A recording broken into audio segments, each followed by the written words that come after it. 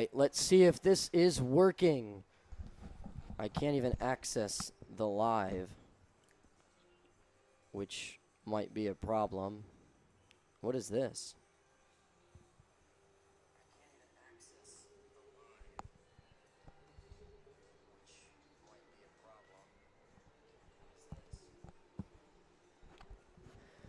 All right, Devin, you go ahead and test it out. Test, test, test. 1, 2, 1, 2. Test, test, test. 1, 2. Nice little pun right there by the Prairie Flamingos as we are possibly in a weather delay. Looks like the umpires are heading back out.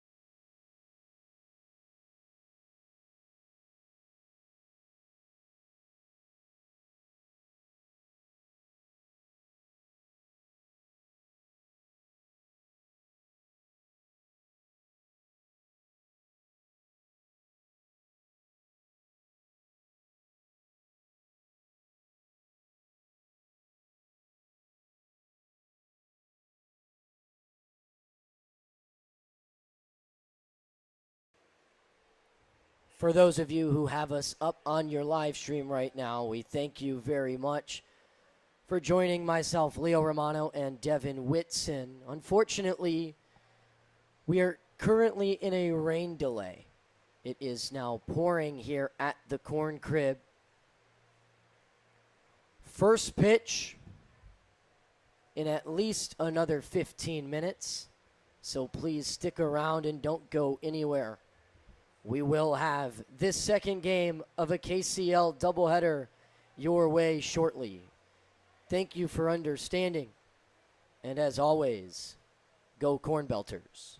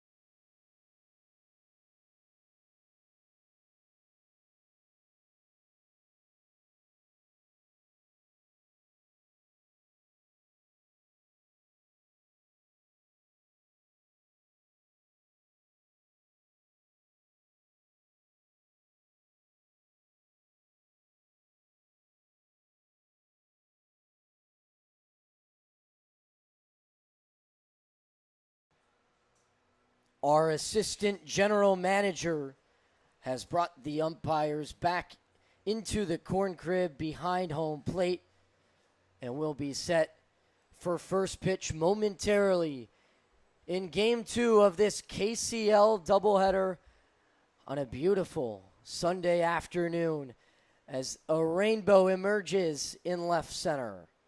This game between the Ground Sloths and the Prairie Flamingos will begin shortly.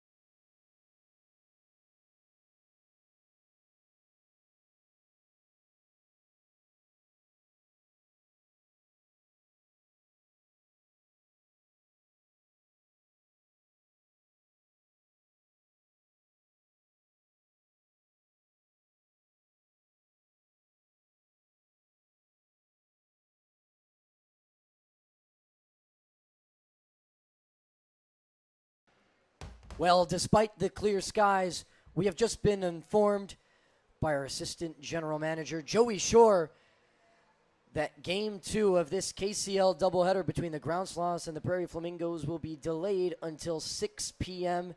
Central Standard Time. That's 6 p.m. Central Standard Time. We have about 25 minutes until first pitch. Grab your food and get comfortable. In 20 minutes' time, it'll be myself, Leo Romano, and Devin Witson to join you guys for a pregame. Thank you very much.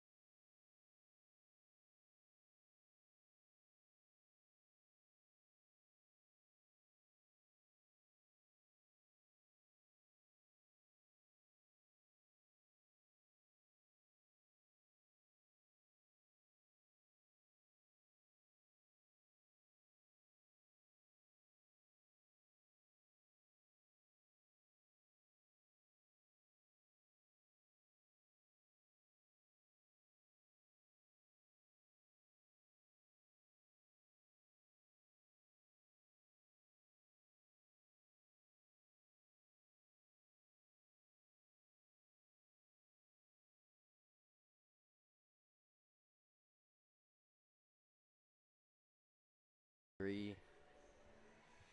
Welcome back to KCL action here at the Corn Crib. Devin, Witson alongside Leo Romano. Now, just coming off a rain delay here, before we get game 2 of this doubleheader underway, just want to start off, Leo, by asking before we talk about the last game that happened, how much will this affect both teams coming off a rain delay?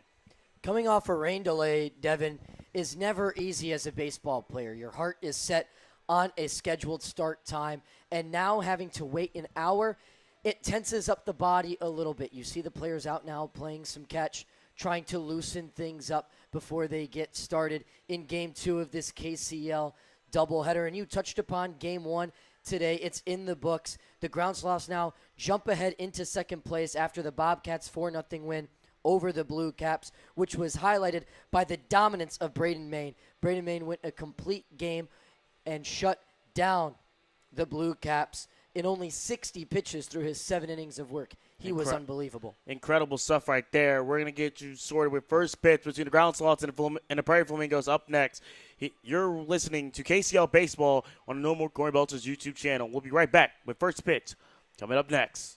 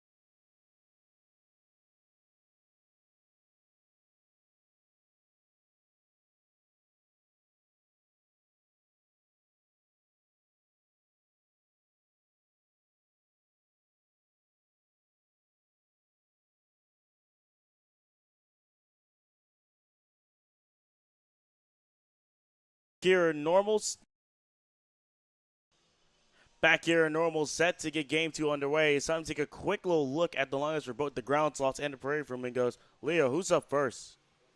The visiting Ground Sloths will take the bats first. It'll be Joe Clark, the center fielder, leading things off. Andrew Wagner will play right field and bat second.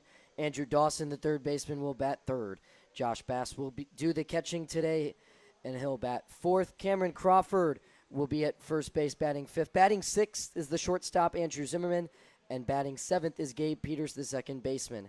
Out in left field is Braden Windy. He'll bat eighth, and Tyler Cerna will be the DH in the 9 spot. The starting pitcher for your Ground Sloths will be Austin White. Now let's take a look at this Prairie Flamingos defense. Well, looking at the Prairie Flamingos defense here, behind the bag will be Roy Roseman. Alex Navoni, he will be on the mound. At first base is Braden Barber. Anthony Couch at second. Cole Yates over in short. And Max Hallwarder will make up the infield out at third. When it comes to the outfield, Blaine Formansky will be out in left field. Grant Dose, the center fielder. And Adrian Arzola will be the right fielder for the Ground Sloths. Excuse me, the Prairie Flamingos, correction. Alec Naveni doing the pitching and the hitting tonight. Similar to what Braden Main did for the Bobcats earlier today, and it was a success to say the least, for Maine. Indeed, it was. And now, as we get set to get this game underway, I mean, it seems like as we kind of progress more through on the KCLC, we've been seeing more two-way players really start to, I guess, show themselves more for each team within their respective ballpark, or well, respective ball clubs. That's right, and we've seen it even with the Illinois Valley Pistol Shrimp as they came to town yesterday to face the Normal Corn Belters. That game between the two right now is in a rain delay in Peru. They're finishing up a 5-game series. As for today, the Ground Sloths and the Prairie Flamingos are set to get things underway. As we said, the Ground Sloths will be batting first. They're 2-4-1 as the away team, boasting a 6-6-1 record overall. And the Prairie Flamingos, as the home team today, are 4-9-1, Devin. But guess what? 3 of their 4 wins come as the home team. Indeed, they do. We're set to get first pitch underway here in Normal. Ground Slots will be batting first.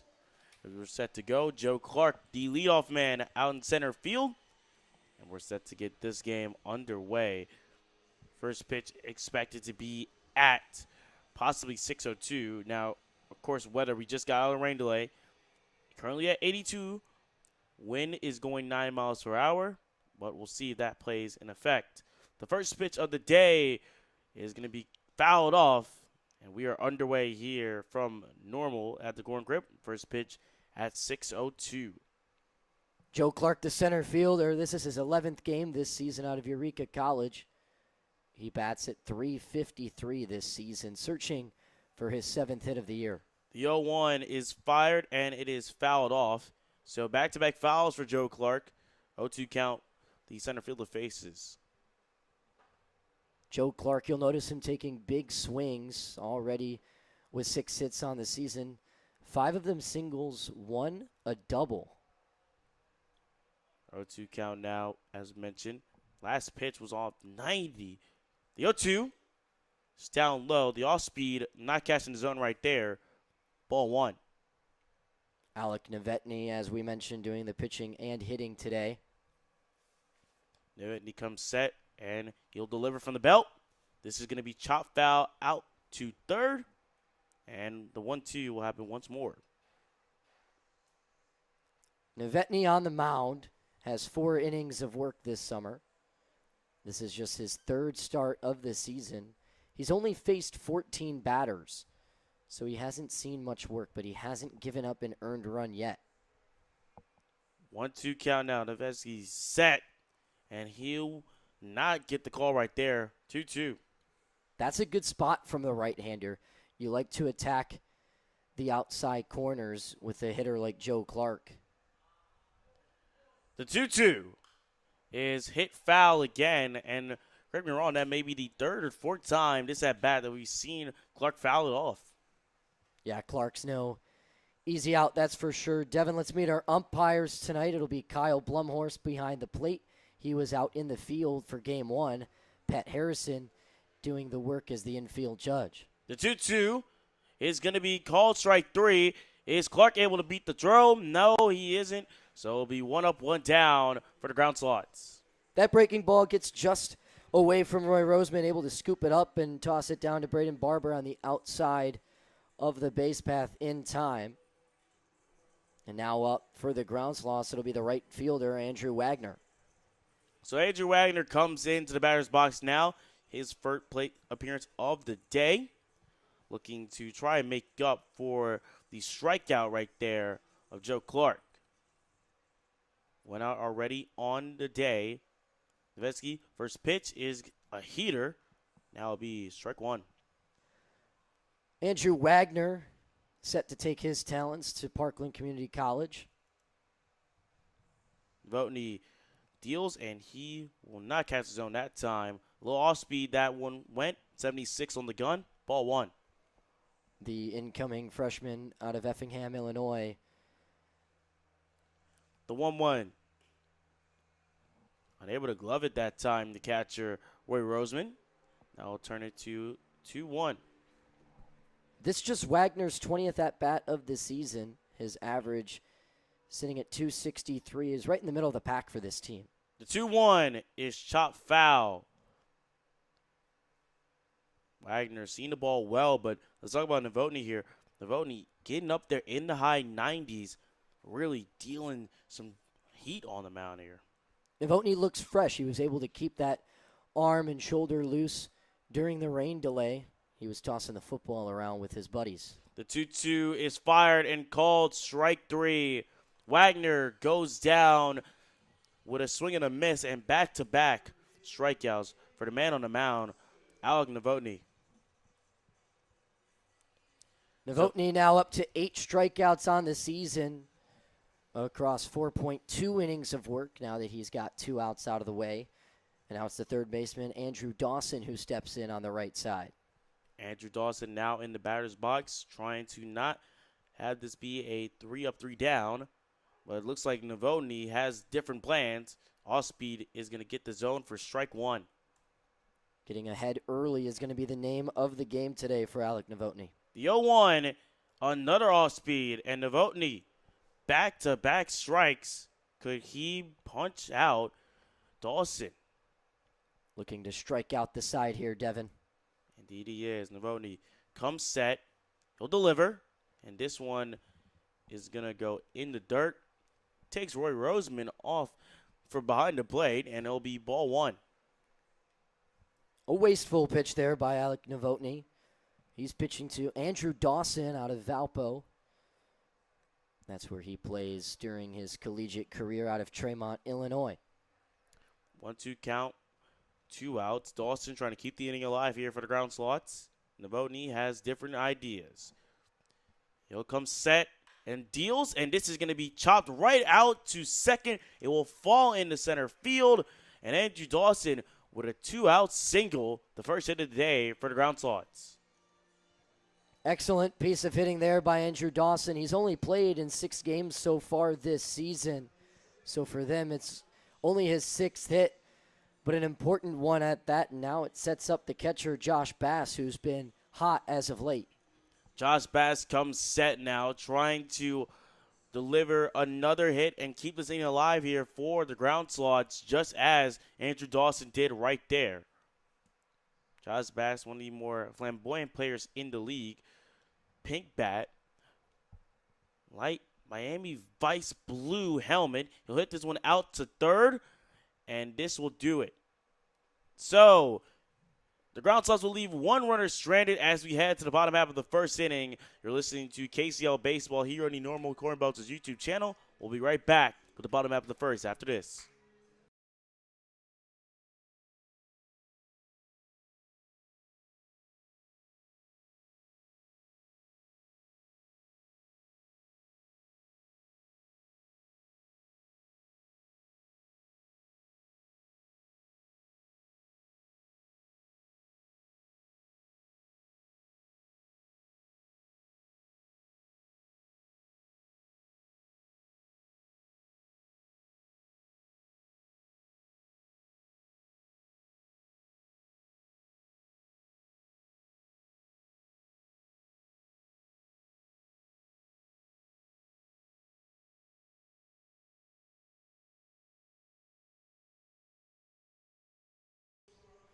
Back here in normal, bottom half of the first set to go. It's going to be the Prairie Flamingos set to bat, and while we have a chance to, let's take a look at their lineup. Yeah, thank you, Devin. Batting first and leading things off for the Prairie Flamingos will be the shortstop, Cole Yates. Their pitcher, Alec Novotny, will be batting second. Batting third is the catcher, Roy Roseman, whose name we've heard already quite a bit tonight. In the cleanup spot is Braden Barber. He's at first base. The third baseman, Maddox Clowder, who just ended the top of the first with a nice play. He'll be batting fifth. In the sixth hole is Anthony Couch. He's playing second. The center fielder, Grant Dose, he's batting seventh. And in the eighth spot is Adrian Arzola in right field. And the left fielder, Blaine Fremensky, will end their batting order.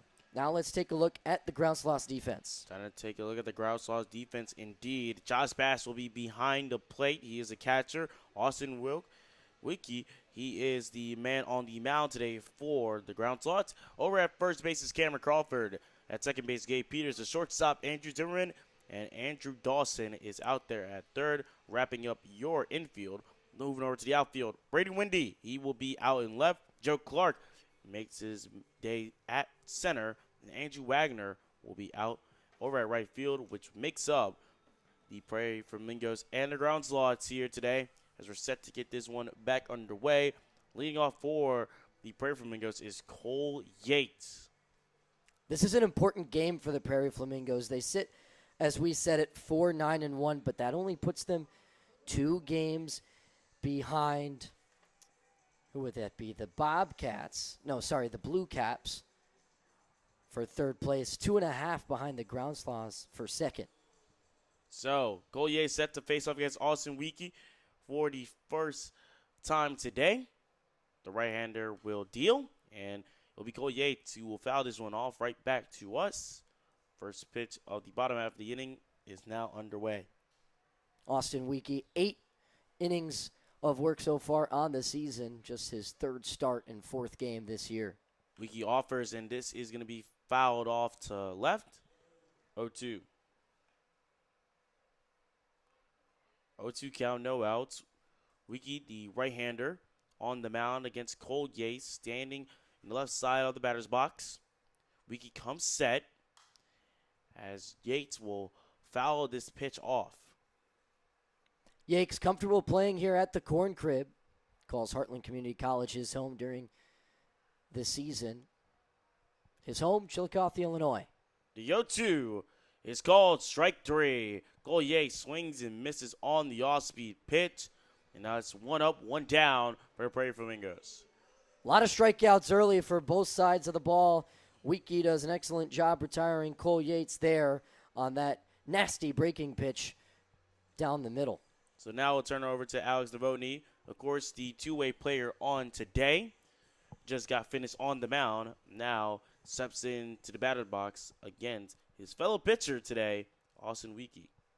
Weekey comes set. First pitch is hit out well to left, and it will be the second up and the second down. Braden Windy makes the catch, and now 2 outs already for the Prairie Flamingos. Easy play out there in left field for Braden Windy. Luckily, sporting the sunglasses as the sun stares him directly in the face. Made it look easy, and it brings up the catcher, Roy Roseman, for his first at-bat of the evening. Roy Rosen trying to keep the inning alive here if he can, as we're set to get this one back underway. Weekey comes set, now throws. First pitch is called ball 1. Roseman obviously catching tonight, but he does it all. He plays a little bit of the outfield. He'll play first base. Weekey set, throws, and this is going to be hit out right to center field. It'll fall in the gap. It's a base hit for Roy Roseman, and it's a 2-out single for the man behind the plate. Yeah, that's only Roy Roseman's 7th hit of the season. He entered that at bat with a .316 batting average. That now jumps above .320. So with that, it turns over to Braden Barber. Braden Barber hoping to keep the inning alive, just as Roy Rosen did with that last at bat. Both pitchers already giving up their first hit of the day. And there goes the run. And it will be called. Looks like we have a little bit of a slip and slide situation there. Rosen in a bit of a pickle, and he is called out. So the attempt to steal went haywire. Roy Roseman slipped off second and just pretty much had himself in no man's land. Yeah, that was really weird. We just had a bunch of rain, so it makes sense that he slid through the bag. Got to be more aware next time to slide a little bit earlier into second. Looked like he was out initially, was called safe. And then obviously, Devin, you did a good job with that. And he gets out in the pickle as he tries to retreat back to second. Gabe Peters puts down a nice tag.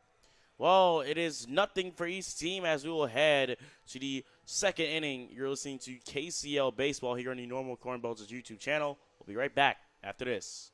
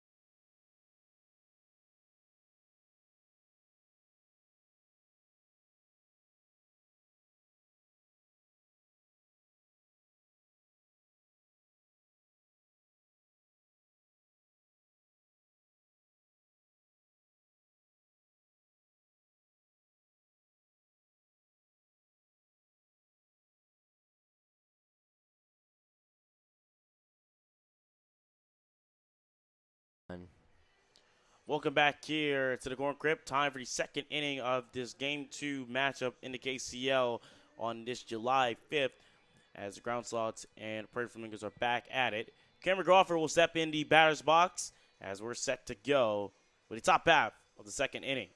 Novecki, not a bad start to his day at all. No, not at all. He worked around the odd Drew Dawson single and got Josh Bass to ground out to third to end the first.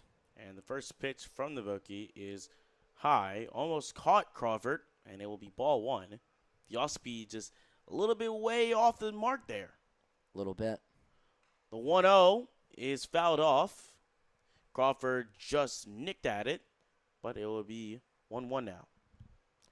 Not too many fans in the ballpark today, but the sun has shone through, and the rainbow out in left field is just gorgeous, Devin. Indeed it is. I mean, it's not really all that common. You see rainbows still at a baseball field after a rain delay. Of course, last night we had some fireworks mid-Corn Belchers game. I know that was pretty exciting for you to call. The 1-1 is some high heat that is dealt, and it's now turned to 1-2 count here for Cameron Crawford. And with where that rainbow is, it looks like it ends right here. I always knew that there was some sort of gold at the end of the rainbow. I didn't know it was a ballpark. Indeed it is. 2-2 count now. Cameron Crawford just takes that for a ball. Novecki trying to get it away. This is popped up, and it will go foul as it will end up in the Prairie Flamingos dugout. So we'll do the 2-2 one more time. Cameron Crawford so far this season has been really good. This is just his 21st plate appearance, but he's batting .333 on the season with 6 hits. 4 of them are singles, 2 of them are doubles, and he has a few RBIs. The 2-2, and once again, Cameron Crawford just fouls it off again. I mean, it seemed like he had some real power behind that foul off, though. Crawford, one of the hardest hitters on this team when he gets a hold of one. 2-2 count, no outs here. Novecki comes set, and he will pitch that one right off the zone. It just almost catches Crawford, had him lean back for a little second, but now full count. The 3-2 offering. It's a swing and a miss, strike 3. Put another K on the board for Novecki. He gets another strikeout. Already his third of the game, and now he has to face the dangerous shortstop in Andrew Zimmerman, who just happens to be the third Andrew in just 6 batters for this Ground Sloths lineup. Seems like it's Andrew Mania here tonight in this KCO matchup. Zimmerman now steps in the box. He steps in the left-hand side, similar to Cam Crawford. First pitch he sees is an off-speed one called strike 1. 0-1 count, 1 out. Zimmerman in the box, fixing the Novecki. And this is another off-speed pitch. That's going to be strike 2. Novecki doing an excellent job early on locating his breaking balls. That one comes in at 74. And Devin, it looks like it's going to hit these batters, and it just moves. Novecki off first. This is some high heat this time. The fastball breaking up the pair of off-speed pitches there. 1-2 count for Andrew Zimmerman. Already hitting 90 a few times. That one at 89. Novecki offers, and this is going to get in the dirt. Thankfully, the catcher is there. 2-2.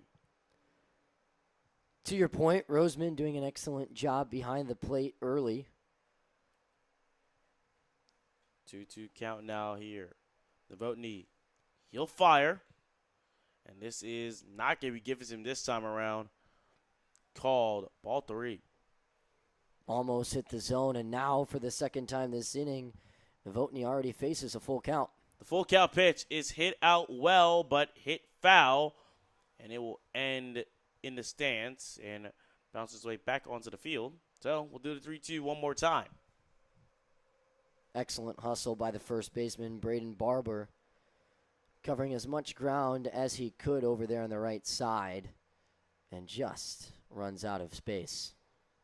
Of course, and we do have an update on the situation on the Normal Corn Belts game. If you can tell us about that, Leo, real quick.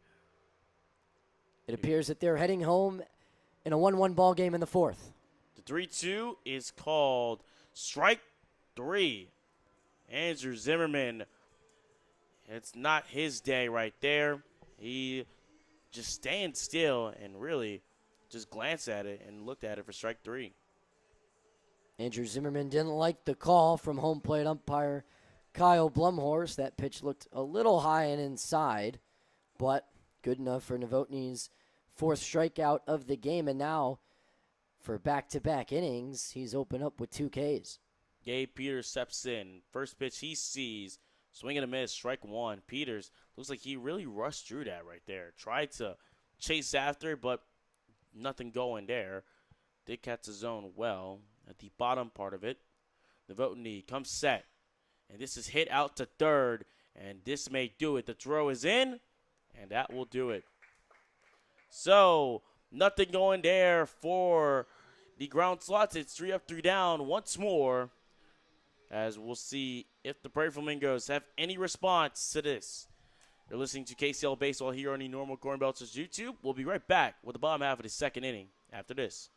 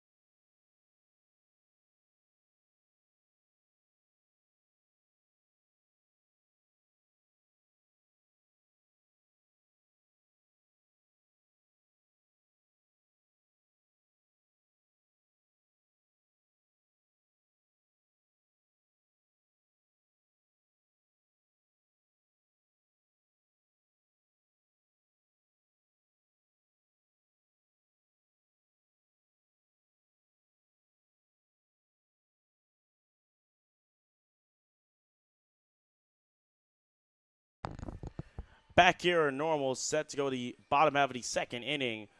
Andrew White set to get to go back on the mound, and he'll face off against another Braden Barber. He steps in the batter's box for the Prairie Flamingos. Get the bottom half of the inning underway. White now confirms he will fire the first pitch, and this is called ball 1. Braden Barber, the first baseman, ended his at-bat early because Roy Roseman was picked off, stealing third. And now the second pitch is called ball 2. And Barber, he's been good so far this season. In fact, he leads this team with a .417 batting average. The 2-0 is chopped foul, and Braden Barber seen the ball well that time around. Hasn't really rushed anything through yet, but here he is. He has a favorable count now. 2-1.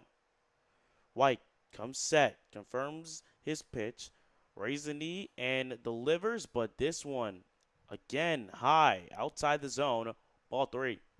Very patient at bat here from Braden Barber. The 3-1. White, he'll throw, and this is hit out well. It looks like it will carry, and it will fall on the warning track, and you can mark it as a ground rule double for Braden Barber, who gets the leadoff double, and the Prairie Flamingos get their second hit of the day with that.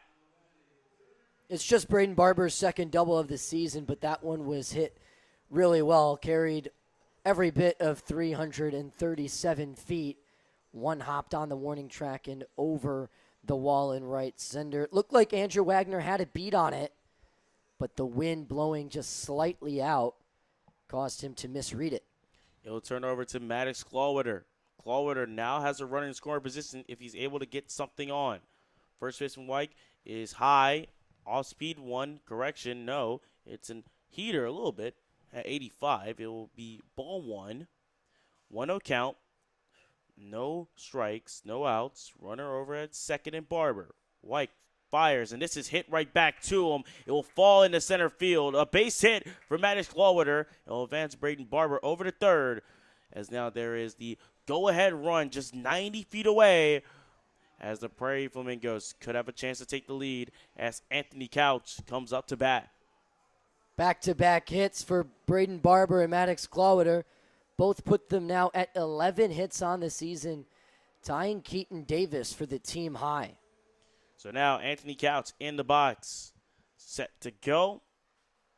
As we're set to get this one back underway. Runners at the corners. White checks back over at first, and nothing going there. Maddox Clawwater not trying to steal yet. Didn't have a big enough lead, but he's still over at first. Braden Barber over at third. White confirms his pitch. The quick throw as the runner goes, and looks like that time around, Maddox Clawwater went, and he steals second with ease. No throw in from the catcher.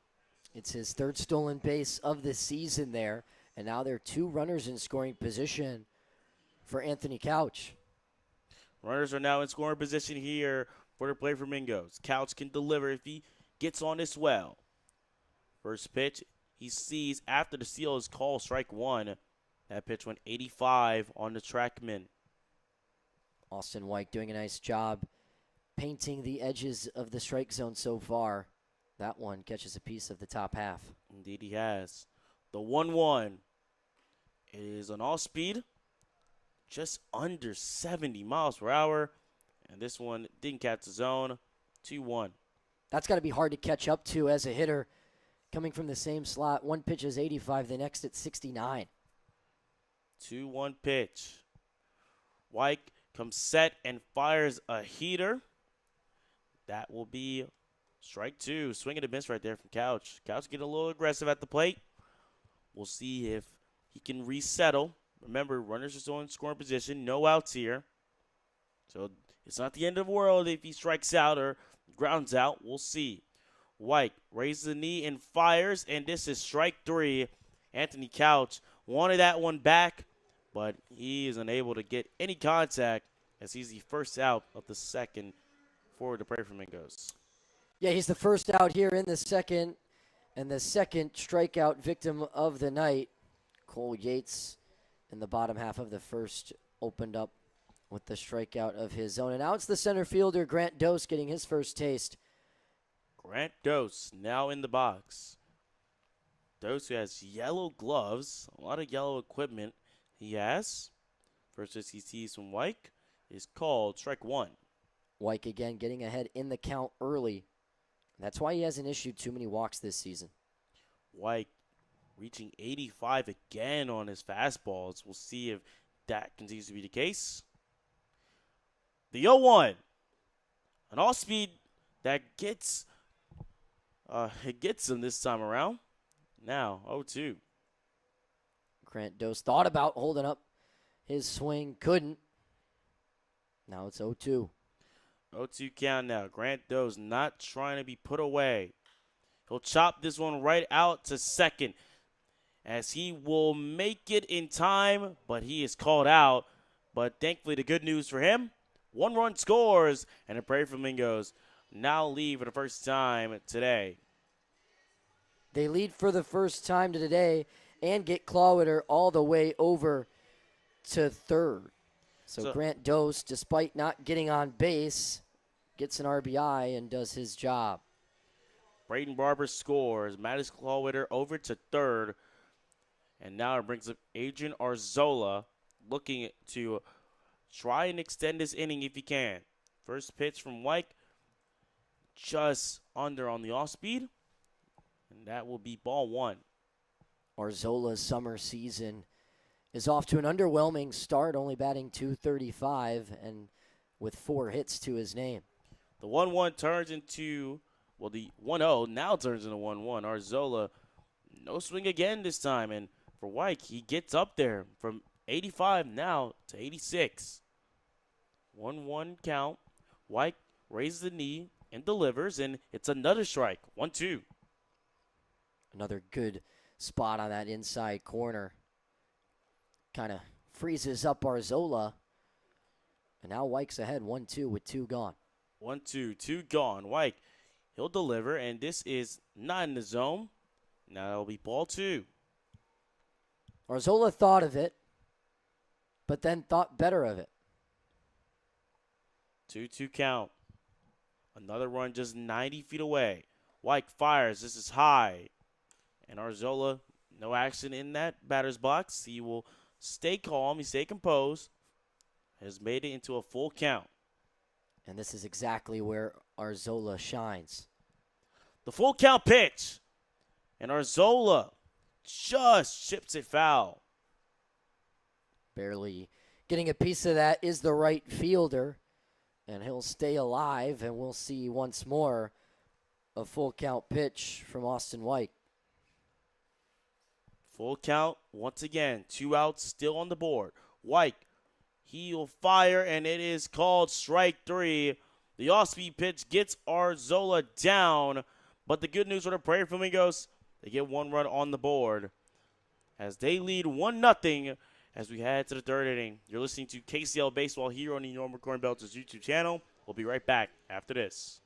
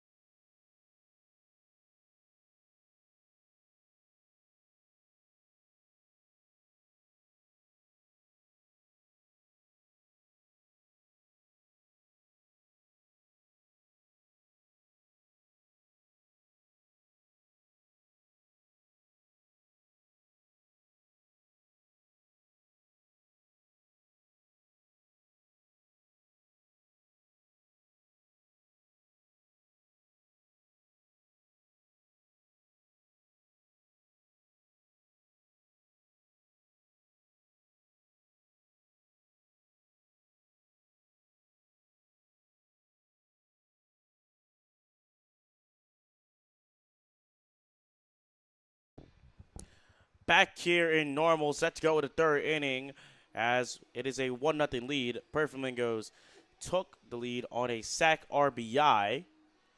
But now bring over Braden Wendy. Braden Wendy in the box as he's set to go. Of course, for anyone who's just tuning in, we do have news about the Normal Corn Belters, the game between the Illinois Valley Pistol Shrimp. For 1 second, as Wendy gets on it well, this is hit out to right. It'll be a base hit and a leadoff single for Braden Wendy. Braden Wendy, before that hit, only had 2 on the season and came into this one with the worst batting average on the team at 154. Good swing there, though, from the left fielder. It definitely feels good for him as Tyler Cerner comes up to bat now. We couldn't even get the announcement just out right there, man. Dang. No. But the announcement is that, yes, the Normal Corn Belters and the Illinois Valley Pistol Shrimp, that game has been postponed. It will resume at a later date and pick up at the 1-1 count that it was at in the 4th inning. Correct me if I'm wrong. Yes, it's a 1-1 ball game heading into the top of the 5th. That game will be resumed as Devin was getting at on July 23rd. It's going to be a while, but speaking of getting up, look at that. Another steal attempt, and yes, sirree, you can count that.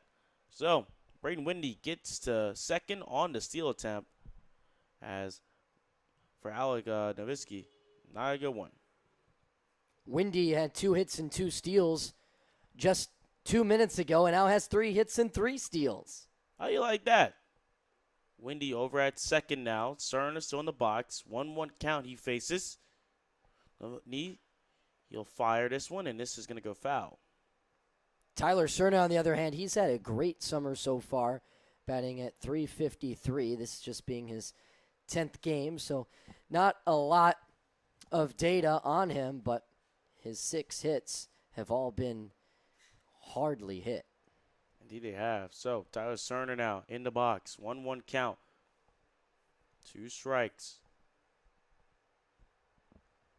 Windy over at second. This is hit well, but hit foul. Cerna got onto it well. I mean, the exit speed of that one, but it was just 63, so not well enough, but did pop up, though. So you can definitely say it's a good hit. 1-2 count now, no outs. Windy still over at second. Novotny still looking to try and keep limiting these grounds, also getting more hits. And that one called strike 3. The off-speed gets it. Alex Novotny dealing on the mound today. Yeah, that one looked like it was going to hit Cerna and broke at the last second. That's good enough for strikeout number 5 for Alec Novotny. And for the second time today, the center fielder, Joe Clark, will step in. Alec Novotny with 5 strikeouts now faces the top of the order for the second time today. Joe Clark, the first batter he'll face again. And Clark, swinging a miss, strike 1. Clark sporting the hot pink gloves and the hot pink hat. Sorry, bat. All credit to him. Maybe pink is his favorite color. We'll see if that's the case. The 0-1, another swing and a miss. Possibly foul tipped right into the mitt of Roy Roseman. 0-2. What colors would you go with, Devin? Personally, black and gold. I think you can never go wrong with that. Always love wearing black gloves and always having some gold eccentrics to it. Sure. The 0-2 is down in the dirt, and that will be ball 1. Correction, that will be strike 3, and that will be another out, the second out of the inning. Correction right there. For a second, I looked over, and I thought that was it here. I was surprised. Yeah, an awkward play there. Tyler Cerna went down with the strikeout. Now Joe Clark does. He tried to hold up his swing, but our infield judge, Pat Harrison, said that he went around. And then because Roy Roseman dropped it behind home plate, he thought he had the drop third strike, ran down to first, but Roseman fired it to Barber in time. So 2 outs now with Windy still on second. And speaking of, the runner's going to go over. Braden Windy makes it in time. He's safe over at third as Mattis Lawler unable to grab it fully. It took him off the plate over at third, which allowed Windy to come in and get the steal. And another surprising moment, Roy Roseman on the throw down to third base stumbled over the batter, Andrew Wagner. Was looking for an interference, but none called as he held his own in the box. The 1-0 is hit out well out to right. Arzola under it, and that will do it. So, it's a ground toss. We leave a runner stranded as we head to the bottom half of the third. Prairie Flamingos still lead 1-0. We'll be right back after this.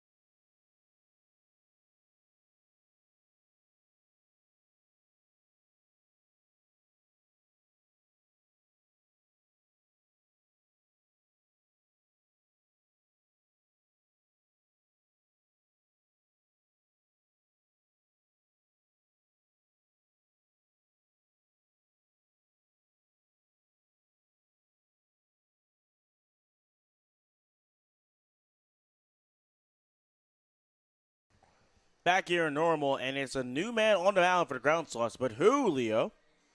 The new arm for the Ground Sloths will be their left-hander, number 28, Ryan Elke. Ryan Elke, this is only his second game of the summer. He's pitched 2 innings so far, facing 11 batters, only allowing 2 earned runs on just 1 hit, striking out 1 and walking 4. So it'll be Ryan Elke trying to deliver and trying to slow down this Prairie Flamingos offense. Only a 1-0 game, so you never know. It could turn around very quickly, or it could be broken wide open. If push comes to shove, the final pitch in, and we're set to get back underway here. And we just talking about this game so far here. It's been a little bit of a mixed bag between each side. Yeah, it sure has. Both teams dealing, obviously, with the rain delay. Having trouble on the base paths. Not hitting the ball particularly well. But the Flamingos have a run already, and due up for them will be the left fielder, Blaine Fermansky, followed by the top of the order in shortstop Cole Yates and the pitcher, Alec Novotny. So now we blame Fermensky, who will be the first man Elke faces on the day. Elke looking to put Fermensky away and try and very quickly shut this inning down for the Ground Sloths. Elke set to deliver. First pitch from the righty is going to be called strike 1. Blaine Fermansky, he's had quite the unfortunate year so far. Only 3 hits in his 34 at-bats. Batting .103 on the season as he's drawn a few walks. The lefty comes set, delivers. This is hit out well to center as it will be caught. Nice play right there by Joe Clark. Joe Clark almost had a little bit of trouble with it with the sun just setting, but 1 up, 1 down. And it's a good first out for Elke. That'll get him settled into this one. So the man from down under, well, not really, it's his walk-up song, Cole Yates coming out to bat here. Very good walk-up song, if I do say so myself. Oh, it certainly is. I was about to say, I don't think he's from Australia. But it's always a great song, though. Elke looking to have another quick out here against Cole Yates. First pitch from the stretch is down in the dirt. Ball 1. 1-0 count, 1 out. No strikes yet. Elke confirms his pitch. Raises the knee. Now delivers. And this is going to be ball 2. Cole Yates, another one of these Prairie Flamingos, looking for his 11th hit of the season. It'll tie Keaton Davis, Braden Barber, and Maddox Clowder. The 2-0 is fouled off. Hit right back our way. Ends up near the concession stand. So, 2-1. He has an aggressive mindset. He's looking to put this ball in play to chase the team leaders. 2-1 count, 1 out here. Elke confirms his pitch. Comes set. He'll throw. And check swing by Yates. And looks like it is given. He held up at the right time. And now 3-1. 3-1 count. 1 out. Cole Yates not trying to be the second one. Trying to get himself on base here. Elke raises the knee. Fires. This is down low. And it will be ball 4. So Cole Yates has walked. And he will take the jog over to first. Only his 5th walk of the season for Cole Yates. And it'll bring up the pitcher, Alec Novotny, who's been dealing so far on the mound. His first time up, though, he flew out over to Braden Windy in left. So still searching for that first hit of the game. Alan Novotny now in the box here after having himself a day on the mound. Trying to do some damage in the batter's box. Elke's first pitch is high, and that is ball 1. A high ball 1 that just is a little bit off speed, but not that much. In the 80s. Went 81 miles per hour last time. And Novotny, one of those pitchers that can also rake. 4 for 10 coming into the game. The 1-0 is delayed as the throw over to first is going to see Yates return with ease. Nothing going right there. Now will still remain 1-0. Interested to see what Elke goes with here after checking in on Yates at first. Yates with a nice little lead over there as the second pitch of this battle is going to be called ball 2. It's always interesting when you get to see a two-way player go against a pitcher. I mean, isn't there like a certain different type of mindset for a pitcher when they're facing off against someone that's pretty much the same person? Usually I would say yes, but it looks like Novotny can also rake, so got to go with the same mindset as you would any other batter. Now, the professionals, right, they'll tell you it is different. You're trying to throw strikes on strikes on strikes, right? Every now and then when you're facing a good hitter, you'll waste a few pitches. Against pitchers in the box, you don't really have to do that. But with Novotny, it's the same as everyone else. The 3-1 now is here. Novotny takes that pitch for strike one after 3 straight balls. That was a good question, by the way. Of course, man. You know I got you. Had to think about it for a little bit. 3-1 count. 1 out. 1 runner over at first and Cole Yates. Nice little lead he has. Elke comes set. He'll throw, and this is foul back our way. Thank goodness for protective netting, because who knows? That probably could have hit the press box. One of us would have caught it. Come on. Yeah, you're right. Probably you. You know, the first baseball game I ever went to, I caught a foul ball in the first inning, and I haven't caught one since. Man, you used your luck up right there, man. I did. Come on, you can't do that. Was it at Wrigley? It was, yeah. I knew it. Pretty special moment. Full count, though, for Novotny. The 3-2, Elke, he'll fire. This is hit out well, over to left. It will fall. It is going to fall right on the warning track. Bounce off the wall. Novotny turns 2, and it will advance Cole Yates over to third. So, it's a double for Novotny. He advances the runner over to third, and it's a big-time situation here for the Prairie Flamingos. Talk about helping yourself out.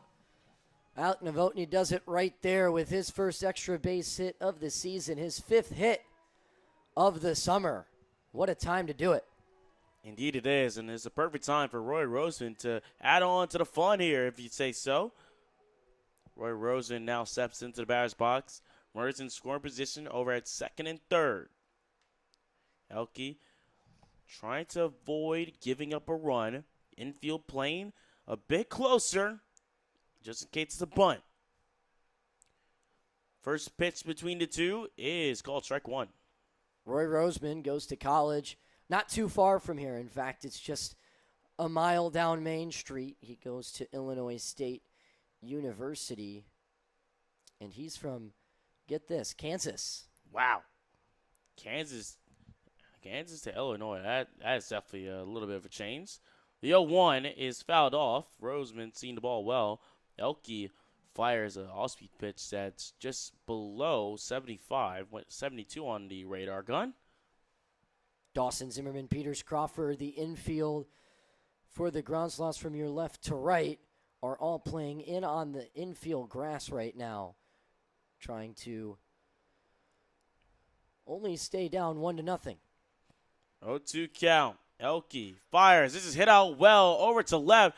It's caught by the left fielder. It will see Yates tag up, and the run will score. So, not a bad at-bat at all for Roy Roseman. He does the job, and he brings home a run, and it's a 2-0 ball game.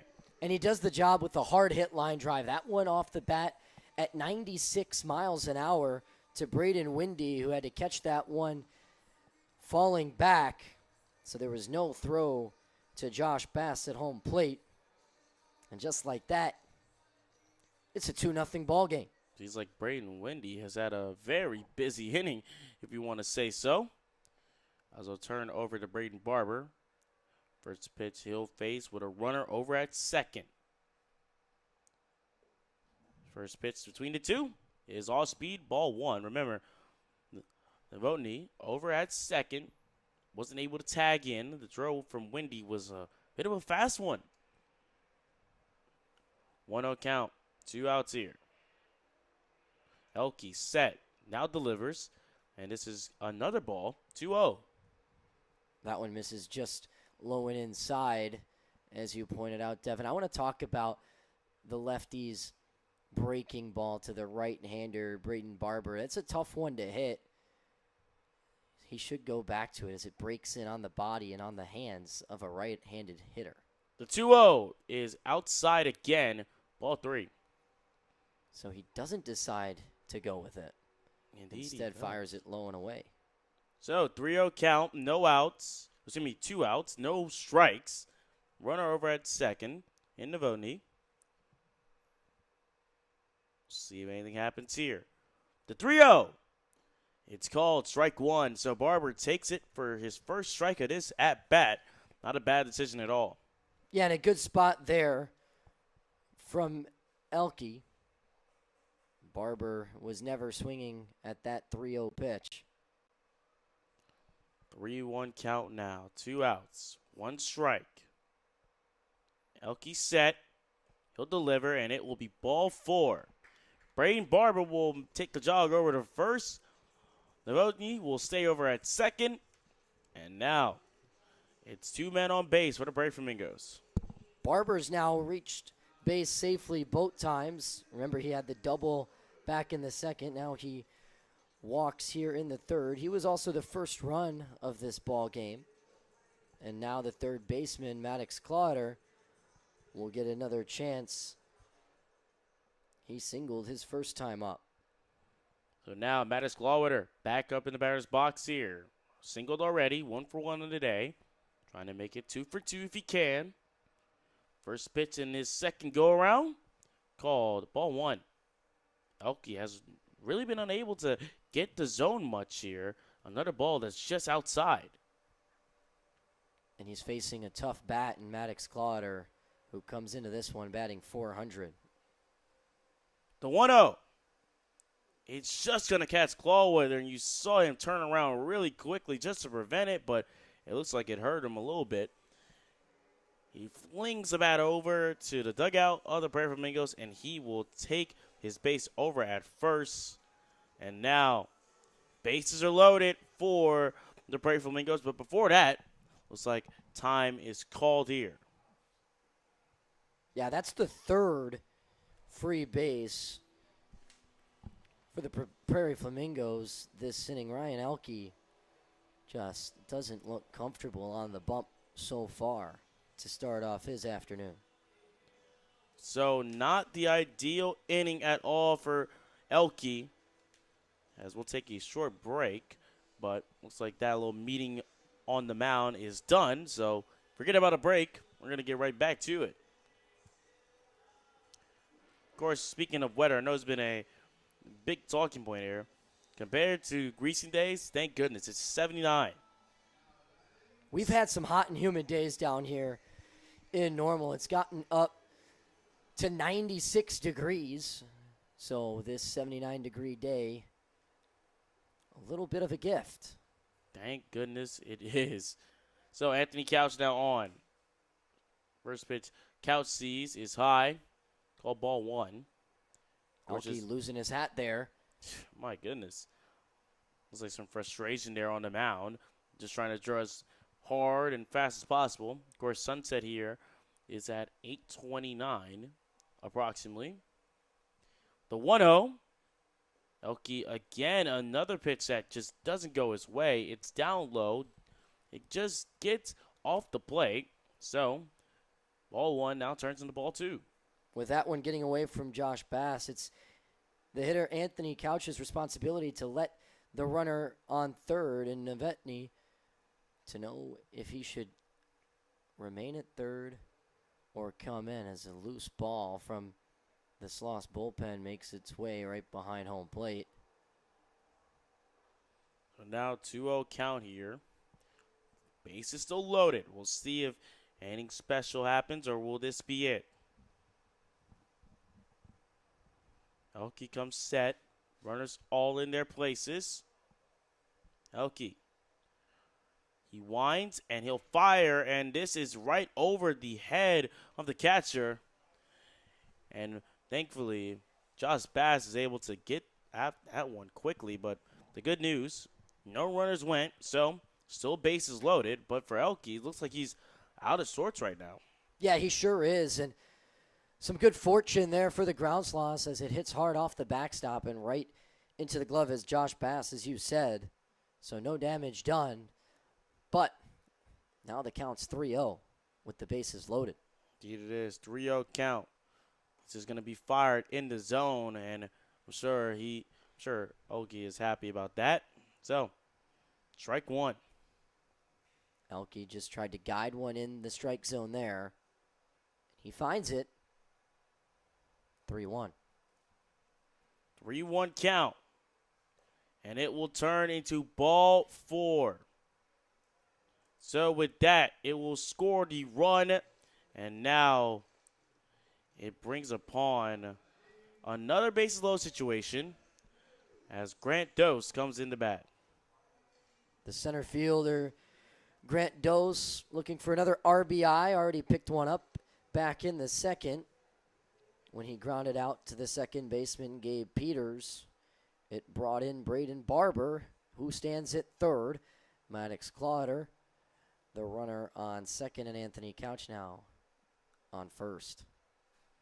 So Grant Dose in the box here. First pitch he sees, strike one called. So a little bit of a refresher there for Elke. Especially after 3 walks and a hit by pitch already in the third. Definitely. 0-1 count. 2 outs, and this is going to be called ball one. That one really close for Elke. Frustrated with the call, but it missed just inside. So 1-1 count, 2 outs here. Elke comes set once more. He raises the knee and now throws, and this is another high one that takes Josh Bass right up, and now 2-1. Ryan Elke having trouble with location here in the third. A lot of balls have sailed up on him.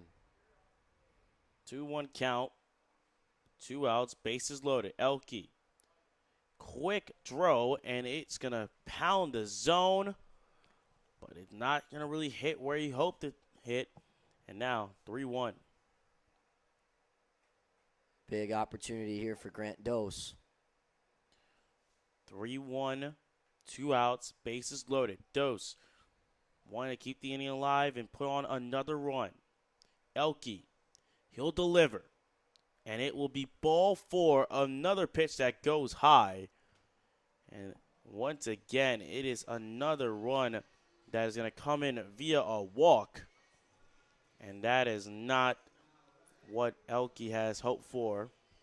It looks like time is called, and it's time for a new pitcher. We'll find out who that is.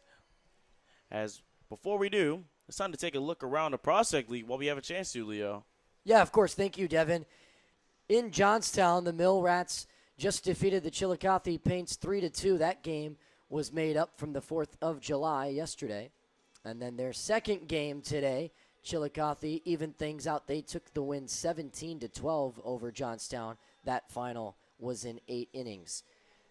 Over in Lafayette, where the All-Star game will be played later this week in the Prospect League, they get the best of the Doggy Paddlers from Quincy, 10-9. In Du Bois County, the Bombers, well, they lost to the Terre Haute Rex 9-8. That final also in 8 innings today. The Clinton Lumber Kings get the best of the Burlington Bees, 6-5, and the Kokomo Creek Chubs win 3-1 over the Thrillville Thrillbillies. Terre Haute now in their second game of the day against Du Bois County Bombers, and they're ahead 3-0 over the Rex. As for our normal Corn Belters, well, their game was delayed in the top of the 5th. That game to be resumed on July 23rd in Peru, and it's tied at 1. Clinton also took game 2 of the doubleheader against Burlington today, winning that game 4-0. And in Springfield, the Alton River Dragons lose what feels like, I think, their 30th game of the season, 6-0 to the Lucky Horseshoes. And to round things out, the Beanballers of Decatur are down 8-6 against the defending champs, the Cape Catfish, that game in the top of the 6th. Well, just to give you that actual number here, they lose. That'll be the 32nd loss for the Alton River Dragons. Wow, This I knew season. it was bad. Didn't realize it was that bad. The new arm now for the Ground Sloths, coming in with the bases loaded, is Mason Souter. Souter's pitched 10.2 innings so far this season, over 3 games. So with that, he will get in the box. Adrian Arzola in, and he will foul that off. That just chips off the bat. But it looks like it did catch him, so it'll be another run scored. And now you can make it a 4-0 lead for the Prairie Flamingos. 4-0, and Blade Framansky now comes up for his second time this inning. So the second time this inning, Wayne Fermanti comes up to bat. As it looks like on the mound here for the Ground Sloths, it's just all gone wrong. First pitch Fermanti sees is just chopped right over, but foul. So 0-1 count here for Fermanti. And just to talk about what's been going wrong on the mound for the Prairie Flamingos, the Ground Sloths, it looks like there's a lot of walks here. Yeah, way too many free passes. And speaking of free passes, looks like Fermanti takes his first free pass of this at-bat. Ball 1. 1-1 count now with 2 outs, and the bases jammed for the left fielder, Fermanski, who opened up this inning with a flyout. And speaking of another free pass, there it is. 2-1 now for Fermanski. Not ideal. Patient at bat so far. Indeed it is, but on the mound, you got to start raising some questions here. The 2-1. Hit foul out left. It will end in the Ground Sloths dugout. And now all 2s on the scoreboard. 2 balls, 2 strikes, 2 outs, but not a 2. Bases loaded. Bases are loaded now. Remember, 2 outs. 2-2 count for Fermanski. Pitch is going to be thrown, and this is going to be down low. So there's your 3, your second 3 of this little conundrum. Bases loaded. 3 balls, 2 strikes, 2 outs. Full count now for Fermanski. Huge pitch. We'll see. The 3-2.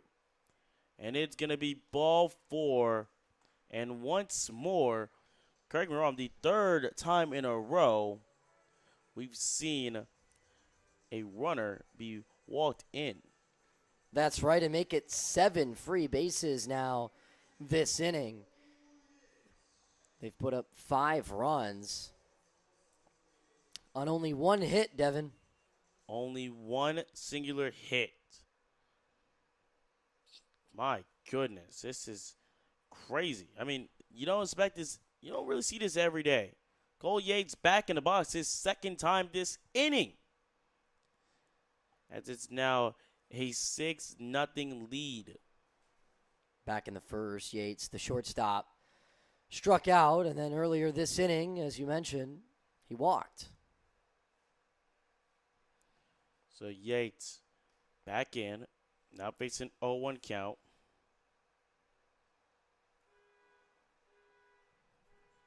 One count now. Base is still loaded. This pitch is thrown, and it's going to be outside the zone. 2-1.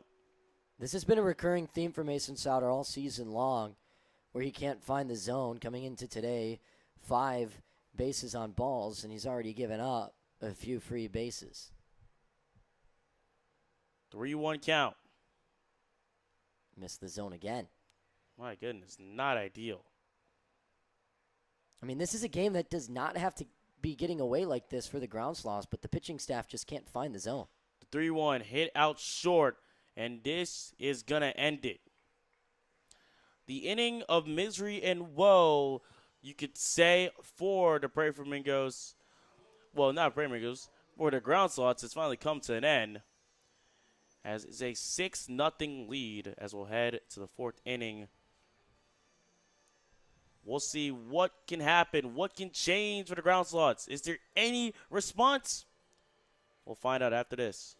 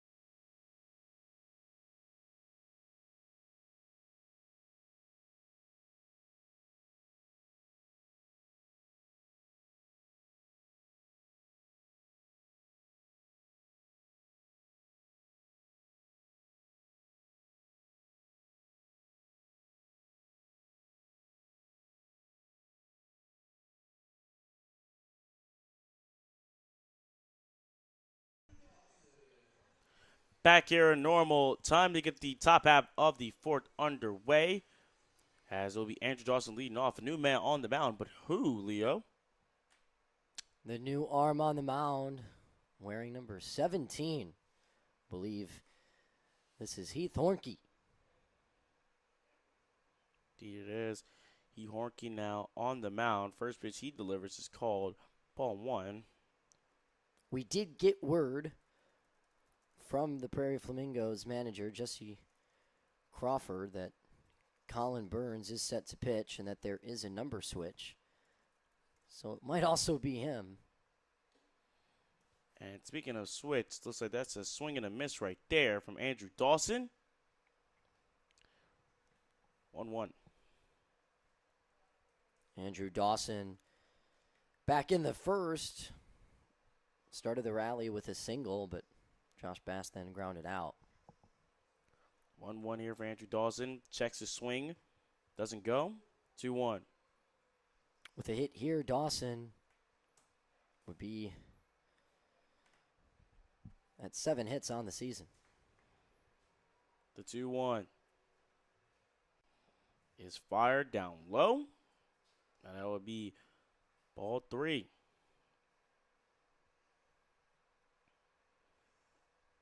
Three-one count now. Hornke in a little bit of a pickle. Not trying to slow down the momentum that the Prairie Flamingos had on the mound, but that is a walk for the first time in a long time. It's a walk for the ground slots. They will reach first via that. Dawson will make it over to first. And now it will be Josh Bass who steps in the batter's box. Besides the 2 singles today that the ground sloths have, that's only their 3rd time reaching base, as it's the first free pass issued by the Flamingos. First pitch between Bass and Hornke is called strike 1. Bass grounded out to 3rd, his first time up. Searching for a hit here. 0-1 count. This is hit out well by Bass as it will fall. And that will do it. Bass pops this one up, and Braden Formansky will get under it. So that will be the first out of the top half of the 4th. It was a sharply hit ball over to Fredmansky in left. It had him falling back toward the warning track. And he comes down with the catch. So with one away and a runner on first, it'll now be Cameron Crawford stepping in on the right side with his red helmet. So Cam Crawford in the batter's box now. One runner over at first. One out. And here is the throw over. And this is going to get him. What a throw right there by Roy Roseman. Is able to get the throw over to second. Beautiful job. Hey, they should film that and put that for all college coaches to see. Oh, absolutely. That'll be on Roy Roseman's highlight reel as he catches Andrew Dawson stealing. He had 3 on the season. Roy Roseman said, "You're not making it 4 on me." The 1-0 is high, and Hornke's pitch is going to be called ball 2. I'd love to see the pop time on that and how fast he threw it down, because that throw beat a speedy Dawson by a step and a half. Indeed it did. And speaking of beating someone, that is going to be a swing and a miss right there. Cam Crawford unable to get on the off-speed pitch. 2-1 count. With 2 outs. Indeed. 2-1. Down low in the zone. Ball 3. Crawford struck out back in the second. Looking for a hit here. The 3-1. 2 outs left. And this is called strike 2. Nice job right there by Heat Hornke. Starting to get in a little bit of flow state here. Yeah, good placement there by the right-hander. It's time to bear down. This is hit out well, as it will be Romansky under it, and that will do it. So with that will do it for the top half of the 4. We'll turn it over to Leo Romano, who will take duties on the play-by-play. And we'll see what's the response for the Prairie Flamingos. More to come here at the Corn Crib. Don't go anywhere, as we will return.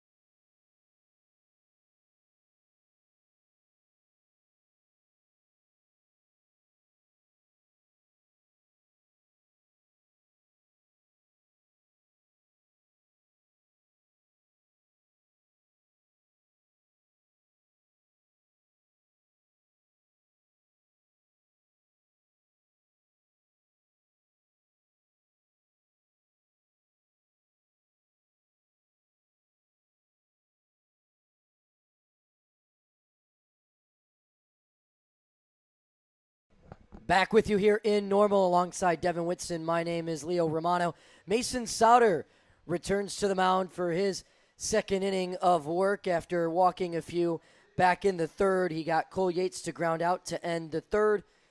And now it'll be the pitcher, Alec Novotny, stepping in for the Prairie Flamingos to lead off the bottom half of this 4th inning. Novotny's done an incredible job so far on the mound. He's held the ground sloths to 2 hits and 0 runs so far through 4. The first offering is fouled away by Novotny. All credit to Novotny on just his performance on the mound so far today. I mean, he has looked rock solid. He has delivered when it matters the most, and even when he does find himself in a little bit of heat and a little bit of trouble, he gets in there and does the job. Mason Souter looking to rebound after an unfortunate bottom half of the third 20 minutes ago. He comes set, kicks and deals. This one spiked into the dirt for ball 1. All one right there. Great eye by Novotny. 1-1 count now with nobody gone. Novotny, the batter.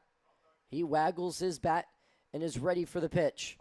This one, Josh Bass keeps in front of him down low. We mentioned, the pop of some of these catches here. Josh Bass and Roy Roseman, I think they arguably have some of the best in the entire KCL. We've seen it already so far in this game. Mason Souter comes home, and it's a big swing and a miss from Novotny for strike 2 to even this count at 2 apiece. Good work right there from the man on the mound. Has Novotny in a little bit of a treacherous spot. And, of course, I mentioned earlier in the broadcast, it's always interesting when you have a pitcher versus a two-way player. 2 balls, 2 strikes. This breaking ball low and away for ball 3. Full count now to Alec Novotny. Full count situation here. You're Novotny. It's all about that right pitch. It's all about not rushing through it here. And if you can get that job done, then there's no worries. The payoff pitch down low for ball 4. And for the second straight at bat, Novotny will reach base safely. Talk about helping yourself out. Indeed, he has. Novotny gets a free trip over to first, and it looks like it's just been a tale as common as time here so far for the ground slots here, where another batter has just walked. Now this Flamingos lineup turns over to the catcher, Roy Roseman, who already has a single to his name today. Mason Souter from the stretch. Looks over at first, fires toward home. This one low for ball 1. And you look over at first here, no real lead was taken by Novotny. Really holding back on stealing more. We'll see if he steps up a little bit. He looks back. There he goes to first. Not in time to Cameron Crawford. Well, it looks like I spoke too soon, didn't I? Here we are now. Novotny takes a little bit of a lead, and just like that, they immediately test him over there. Roy Roseman ahead in the count 1-0 from the left side. Here comes the pitch. It's a fastball on the outside corner for strike 1. Nice pitch thrown right there. From Trackman, 81 on the gun. Mason Souter doesn't throw the fastest stuff, but it's effective. Here he comes with the 1-1, a breaking ball on the outer half for strike 2. Roy Roseman doesn't agree with the home plate umpire. Believe it or not, that went 70, a really, really slow off speed that just got him just looking right there. Souter over to first, not in time. To your point, Devin, Mason Souter known for his pitch mix as he tosses to Roy Roseman. Here comes the 1-2. Swing and a miss, strike 3.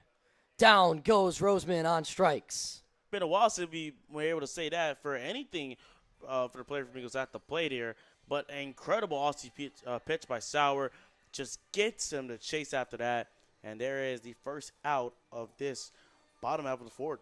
And it's the first time a Prairie Flamingo has gone down on strike since Adrian Arzola struck out looking to end the second.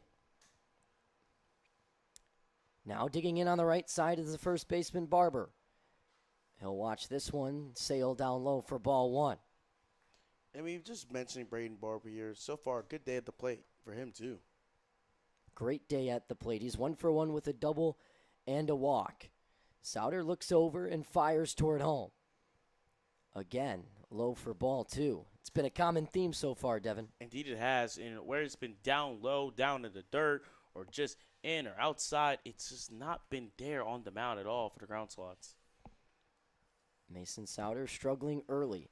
This fastball, though, finds the zone for strike 1. 2 balls and 1 strike now with 1 away. And Novotny, the runner on first, after he opened up this inning with a walk. Roy Roseman, the catcher, being the only out as he was fanned by Souter. 2 balls, 1 strike. This one lined past the first baseman into right field. Digging for third is Novotny, and he'll reach there standing up. So runners on the corners now for the Flamingos. And there is a great hit right there out to right. Base hit. And now you have runners on the corners here. And it looks like the good can only get even better now for the Prairie Flamingos. Barber, have yourself a day. That's his second hit of the outing. And now it turns to the third baseman, number 12, Maddox Clutter, who digs in on the right-handed side with his blue helmet. Sauter comes home. A weak pop-up to the right side. And it's no problem for the first baseman, Cameron Crawford. 2 gone. Indeed it is. Now, as with 2 gone, it'll bring up one last chance for this Prairie Flamingos to try and add on more. I mean, you're already up 6. Pretty much been dominant so far when it comes to your play on the mound and defensively. And now it's all about if Anthony Couch can deliver right here. Couch now gets a chance with runners on the corners. He walked back in the third and ended up scoring. The first breaking ball to him is a backdoor strike. Man, oh man, nice little pitch right there. Couch also struck out earlier tonight in the second. He kicks and deals and fouls this one off as Barber was looking to take second. Indeed he was. Barber just had a very quick jump right there, was trying to make everything happen. Barber would have easily had second there to put 2 in scoring position, but instead runners remain on the corners in a 6-0 ball game. The runner goes again, no contest. As the pitch is low in the dirt, Josh Bass can't handle it, but he does keep it in front of him, which is important because Roy Roseman is 90 feet away from making this a 7-0 ball game. Indeed he is, and now it's a little bit of a different situation now. Both runners in score position. Couch, he has delivered before, but will it happen again is the real question we're all wondering. 1 ball, 2 strikes. Sauter comes home. This one spoiled away to stay alive by Anthony Couch. Nice job right there by Couch. He's seeing the ball well, which is always great when you have for any batter up, especially in scoring position. And it looks like right now he currently has Sauer's number. Sure does. He's been making contact and spoiling off a few pitches in a row here. 1 ball, 2 strikes, 2 outs. Runners on second and third for Anthony Couch. Mason Sauter deals, and it's inside for ball 2. 2s are wild now here in Normal. Get your 2s up when you say. Here we are again. I mean, all 2s in the scoreboard, 2 runners on base, possible chance to add 2. I mean, how many more 2s could you not love to see? And the second baseman up to bat. He swings at this one and spoils it off for another long strike. We'll do the 2-2 once more. I think this is the 3rd time we are now in this 2-2 situation. Still a 6-0 ball game in favor of the Prairie Flamingos. They're looking to add some more insurance runs here. Out hitting the ground sloths 5-2. Sauter looks back, comes in with the fastball, or a slider, and that one misses low for ball 3. Full count now with 2 gone and 2 on. Full count, and all credit to Couch here. He has worked excellently to put this in his favor. Here's the payoff pitch. This one gets away, bounces back. Breaking home is Novotny, and he'll reach safely. Wow.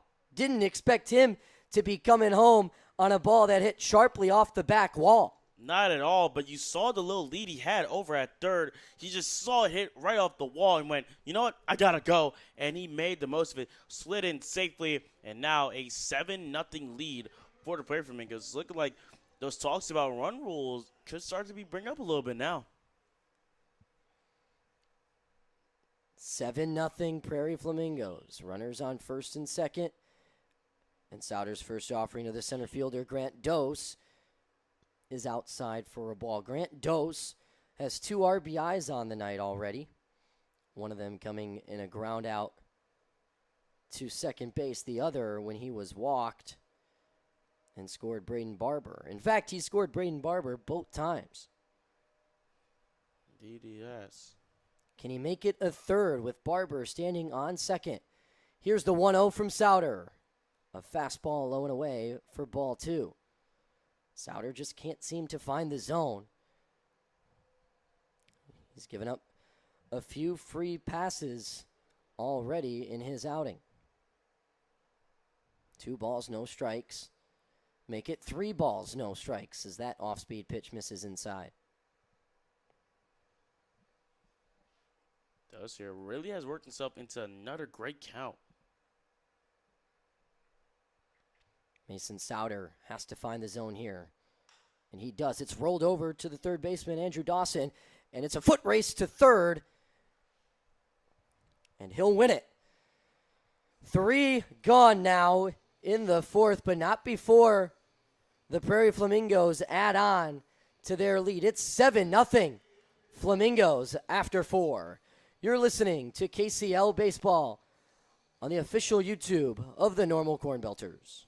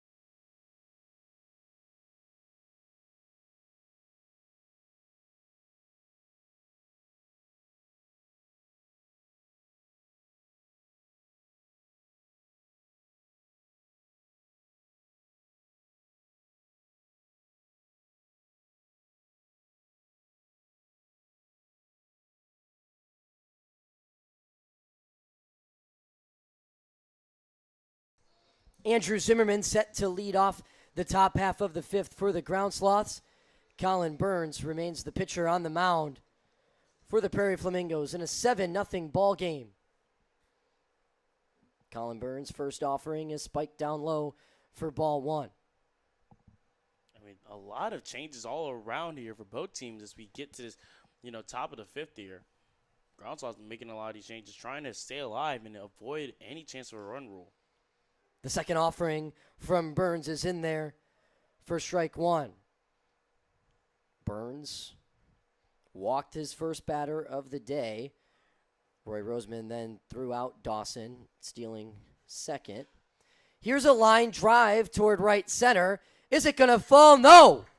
Adrian Arzola, have yourself a day. What a catch out in right. The sliding effort results in out number 1. How about that, Devin?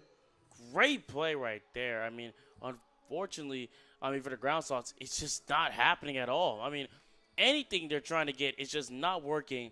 And now it seems like the hole is only just getting deeper and deeper that they're just digging themselves into right now.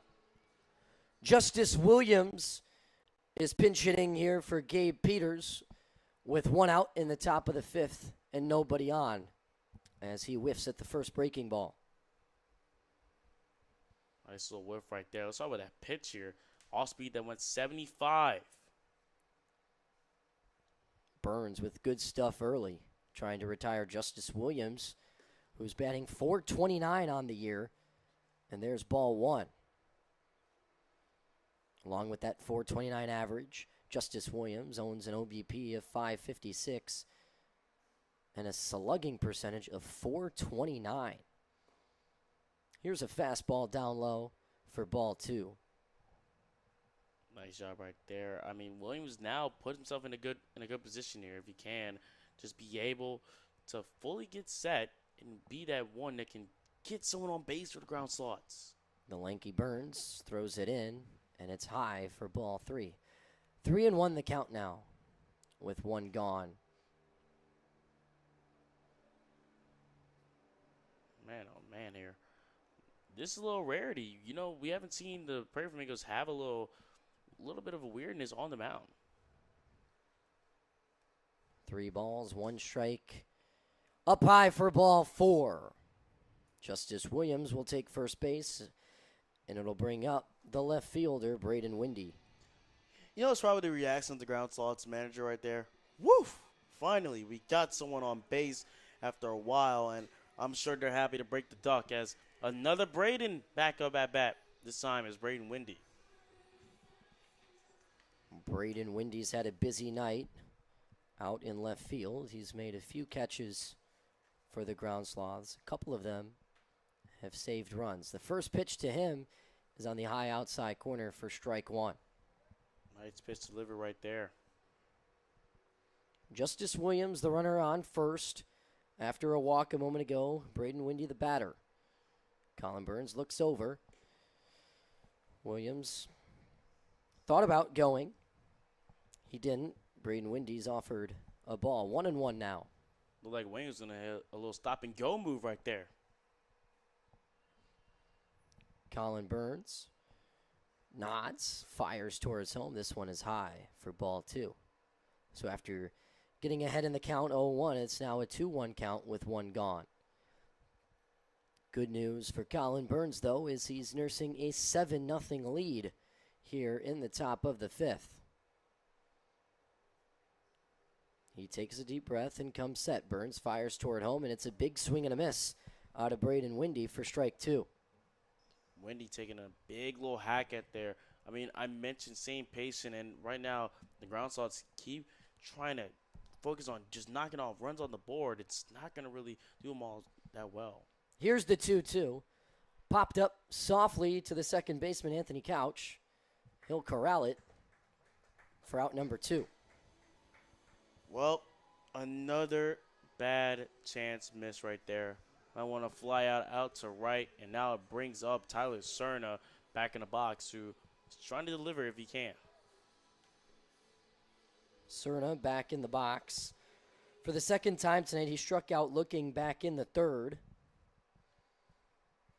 The DH looking for something to hit here with a runner on and two gone. But the first pitch misses the zone for ball one. That pitch went really down low right there.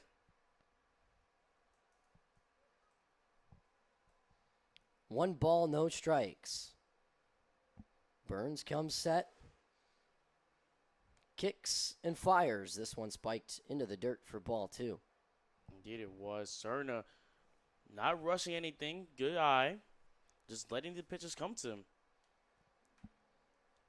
Tyler Cerna's in the 9-hole. Should he get on, we flip back to the top of the lineup. Logan Rosenthal comes in to replace Joe Clark, and Adon Nieves will replace Andrew Wagner. That pitch is high for ball three. 3-0 count now to Tyler Cerna. Cerna waits patiently. Burns taking his time. Delivers one low and away. It's ball four. Two runners on now for the pinch hitter, Logan Rosenthal. Logan Rosenthal, what a good chance to deliver now. Him coming in at bat now. Looks like we have a corn belter just gassing up on the activity. Not sure which corn belter that is down there.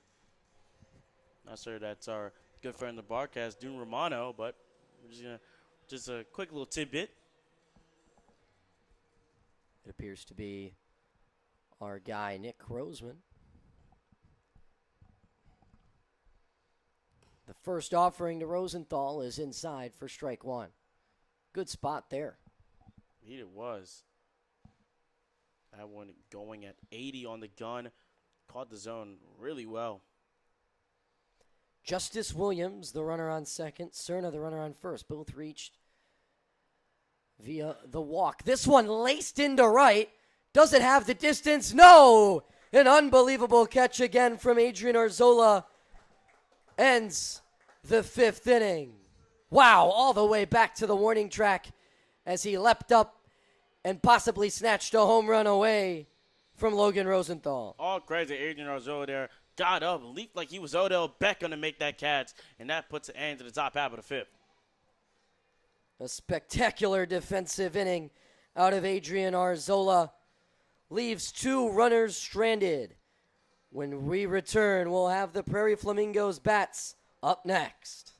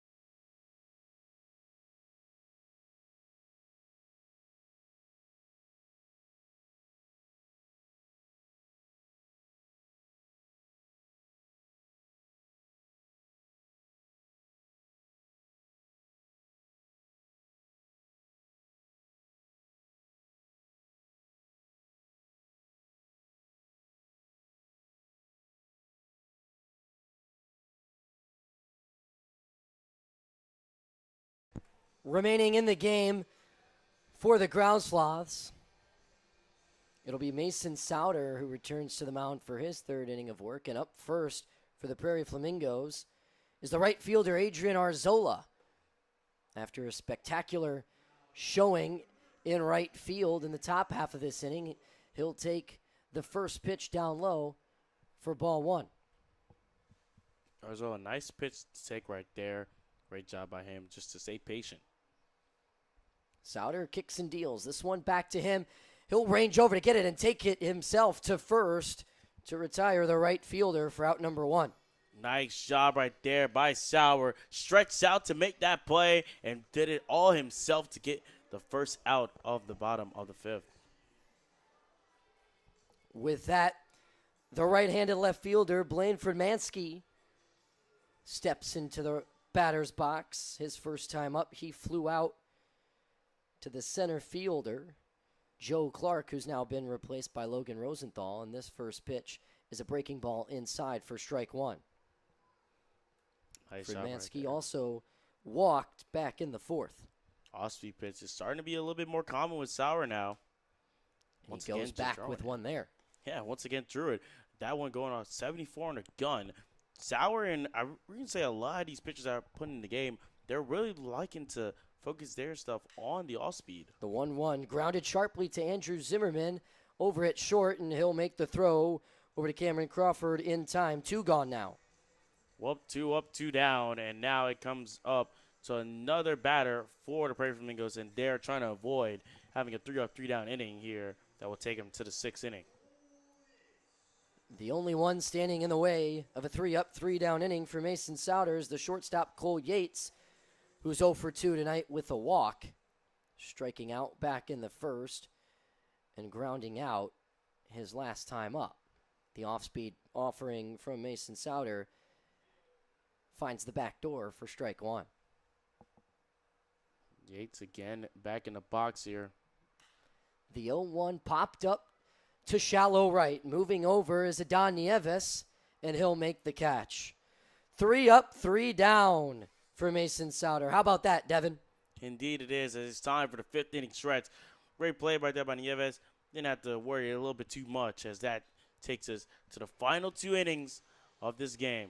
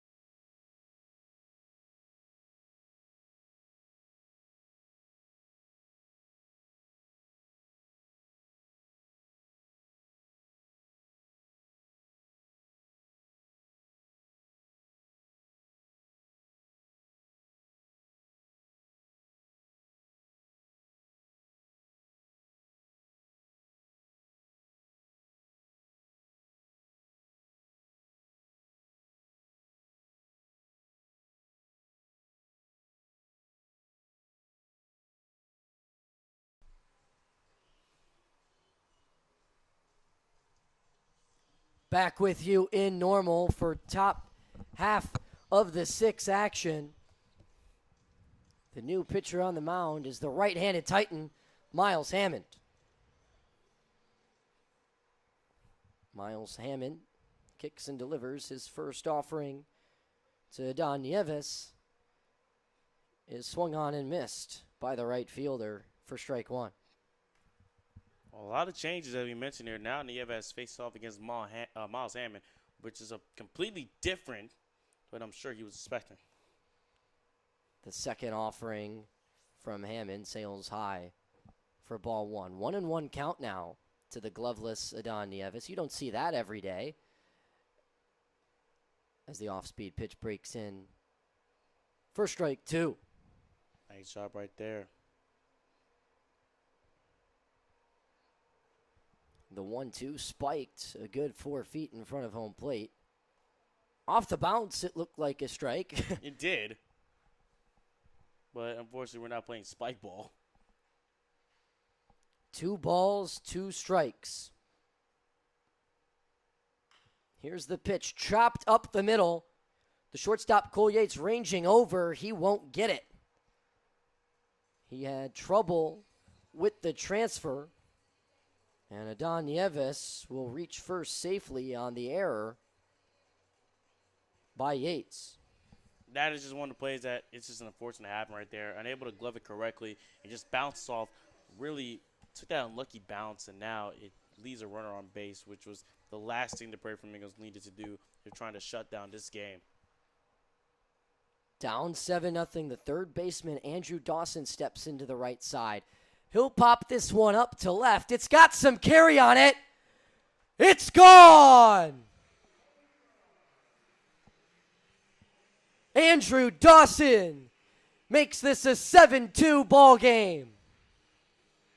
Well, I said it. You know, it takes one mistake to give a spark, and that is that mistake that gives a spark the Ground Sloths needed. Andrew Dawson goes deep, goes yard, and now that one leaving the bat off at 94 gets the Ground Sloths right back into this game.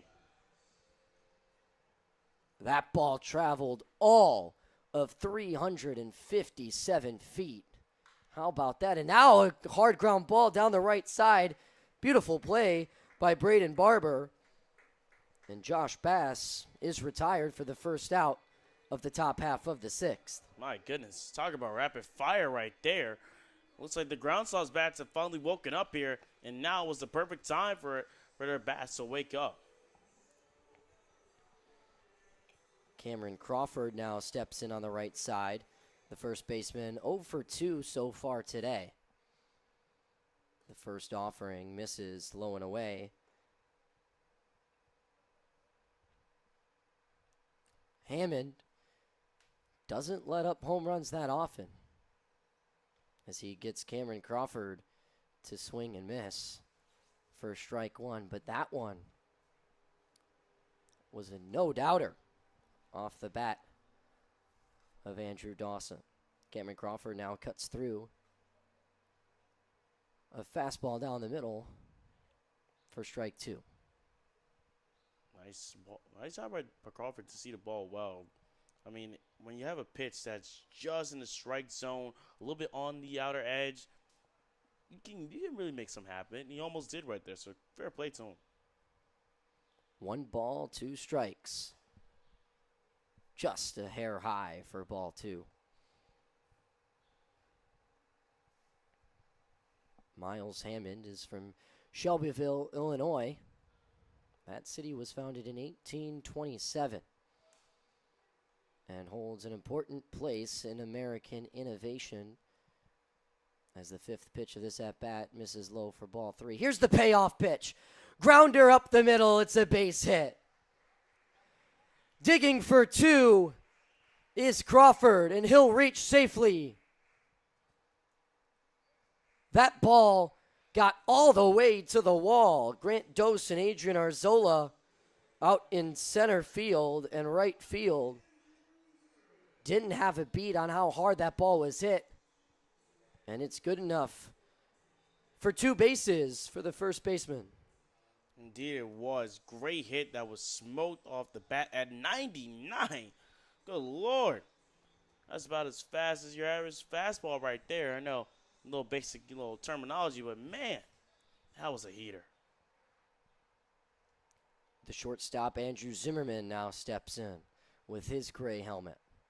And this one is fired, low and away for ball 1. Not a bad pitch. Drum right there. Just a little bit too high, which, unfortunately, that's the way of the law. That's the way the game goes, but it is what it is. Hammond looks back the runner on second. This breaking ball is hit gently into right field, and it's going to drift foul into the Portillo's club. Portillo's it sound pretty nice right now, to be honest. Yeah. Yeah, that would hit. I think I want to go there after the game.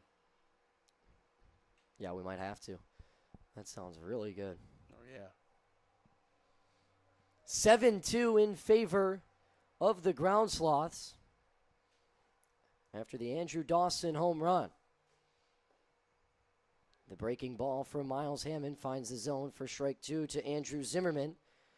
Zimmerman, the shortstop, 0 for 2 today with a strikeout and a flyout to Adrian Arzola in right.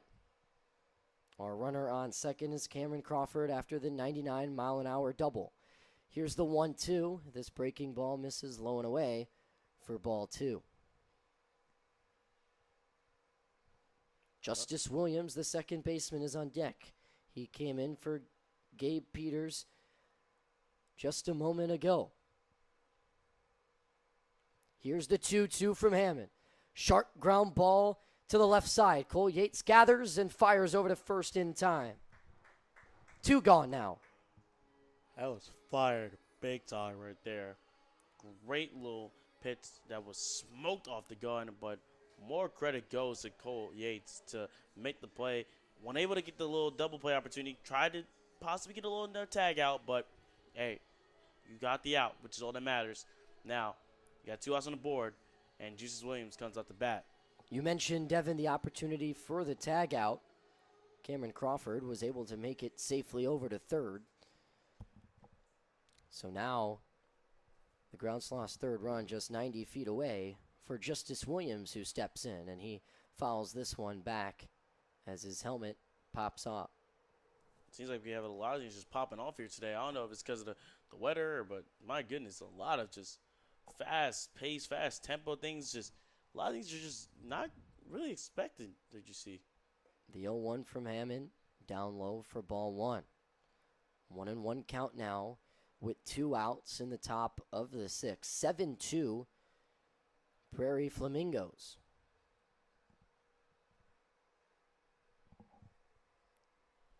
Justice Williams awaits the 1-1. High and away for ball 2. Not a bad pitch at all right there. Just didn't catch the zone, which is unlucky, but it is what it is. Hammond working from the stretch. Fires toward home. This fastball misses away for ball 3. 3-1 now. And maybe it's that home run that just got to him right there, which, you know, sometimes for a pitcher, when you give up a home run like that and you have a runner on base, the little things kind of become overcomplicated, per se. And there it is, ball 4. Runners on the corners now for the left fielder, Braden Windy. And, well, it's now a whole different story.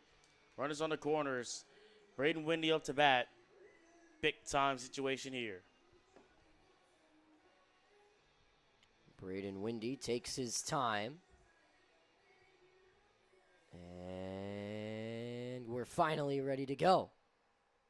After a little while. The first offering is swung on and popped up to the right side. Braden Barber's over there and runs out of space. Good hustle right there, though, just to try and get that out, but hey, it was just a little bit faster than that time around.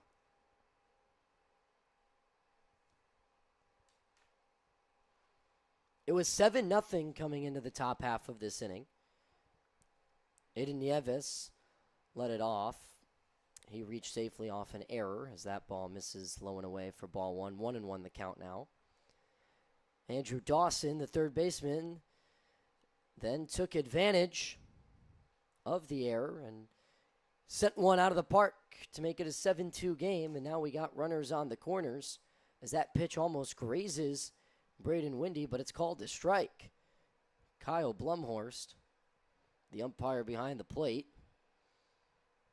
said that one caught enough of the plate. Here's the 1-2, a slider low and away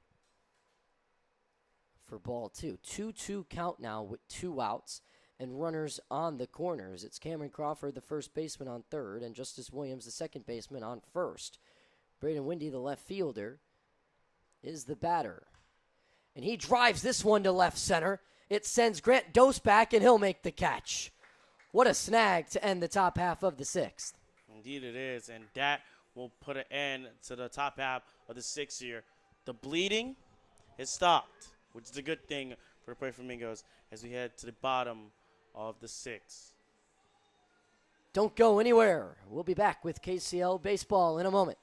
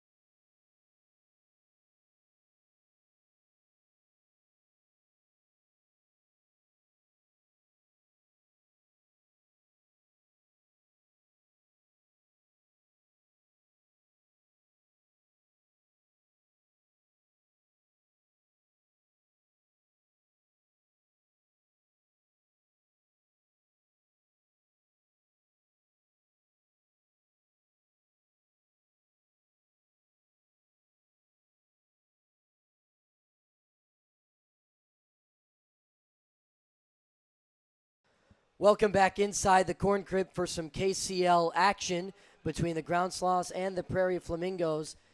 The Prairie Flamingos lead this game 7-2, entering the bottom of the 6th.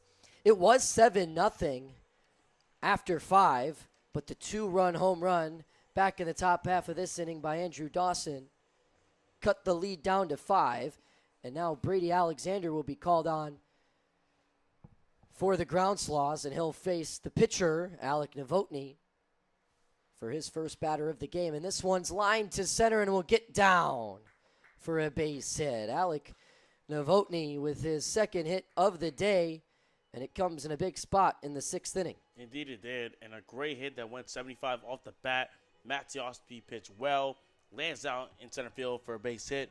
That's all that matters right now if you are the Prairie Flamingos. It's all about continuing to add on and making up for giving up that home run. So the more, the merrier, as they say.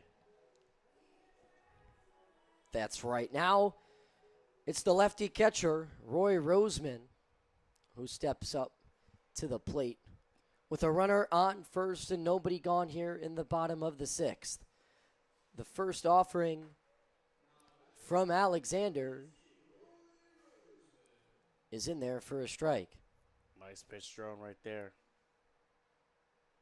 Roseman already with a hit today, came all the way back in the first, and then he was picked off between second and third after oversliding second. And Alexander will check in on Novotny over at first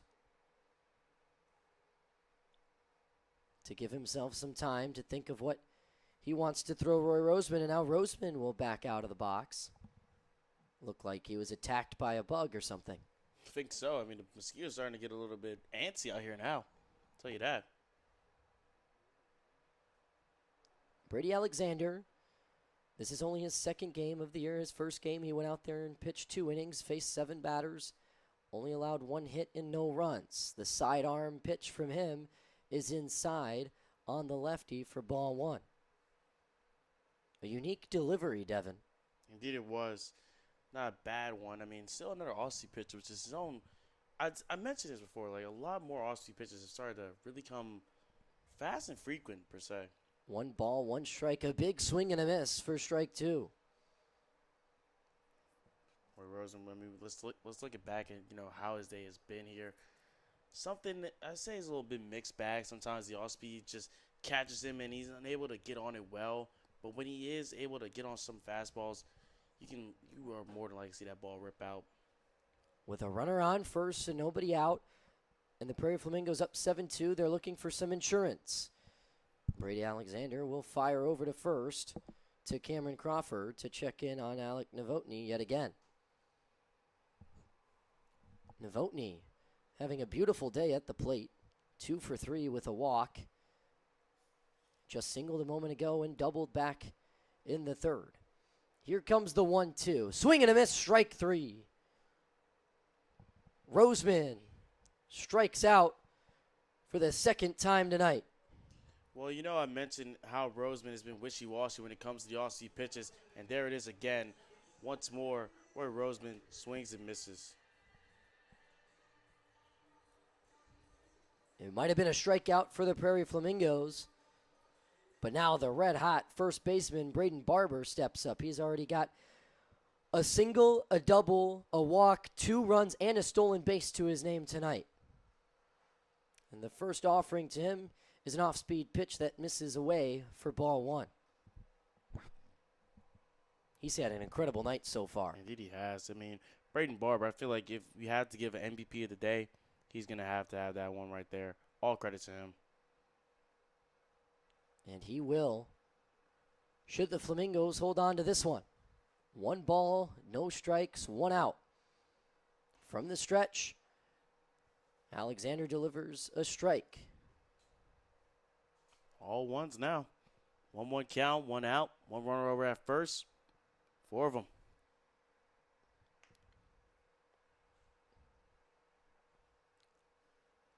Ones are wild, and the first baseman is up to bat. The 1-1 is another off-speed pitch that gets away from Brady Alexander for ball 2.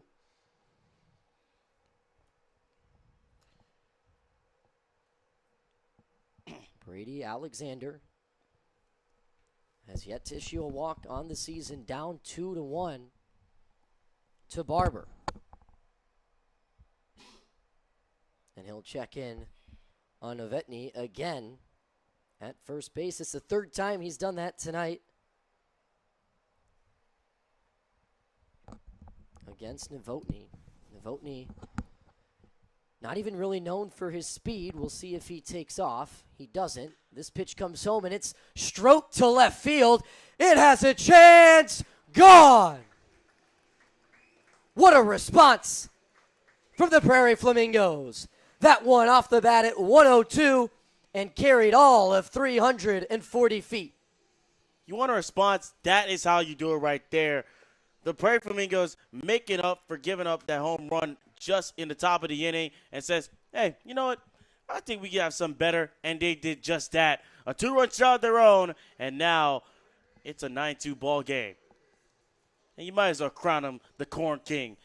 He just found that in the dugout right there. You might as well give it to him. Braden Barber, have yourself a day. A single, a double, a home run, a stolen base, 3 runs, and a few RBIs now.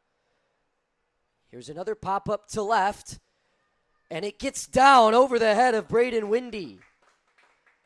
It'll be a stand-up double for the third baseman, Maddox Clodder, as the rally continues here in the bottom of the 6th for the Prairie Flamingos. Indeed it has. And another case of when the good gets going, it only just gets even better. And the Prairie Flamingos are now the case of that statement. A home run and now a double. It's like deja vu, what's like on the top of the inning.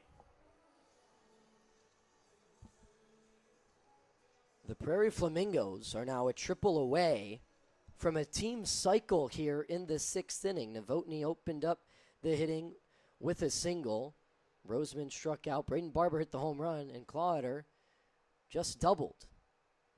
The first offering to the second baseman, Anthony Couch, misses low and away for ball 1. Brady Alexander, after letting up a home run and a double, looking to bounce back against Couch.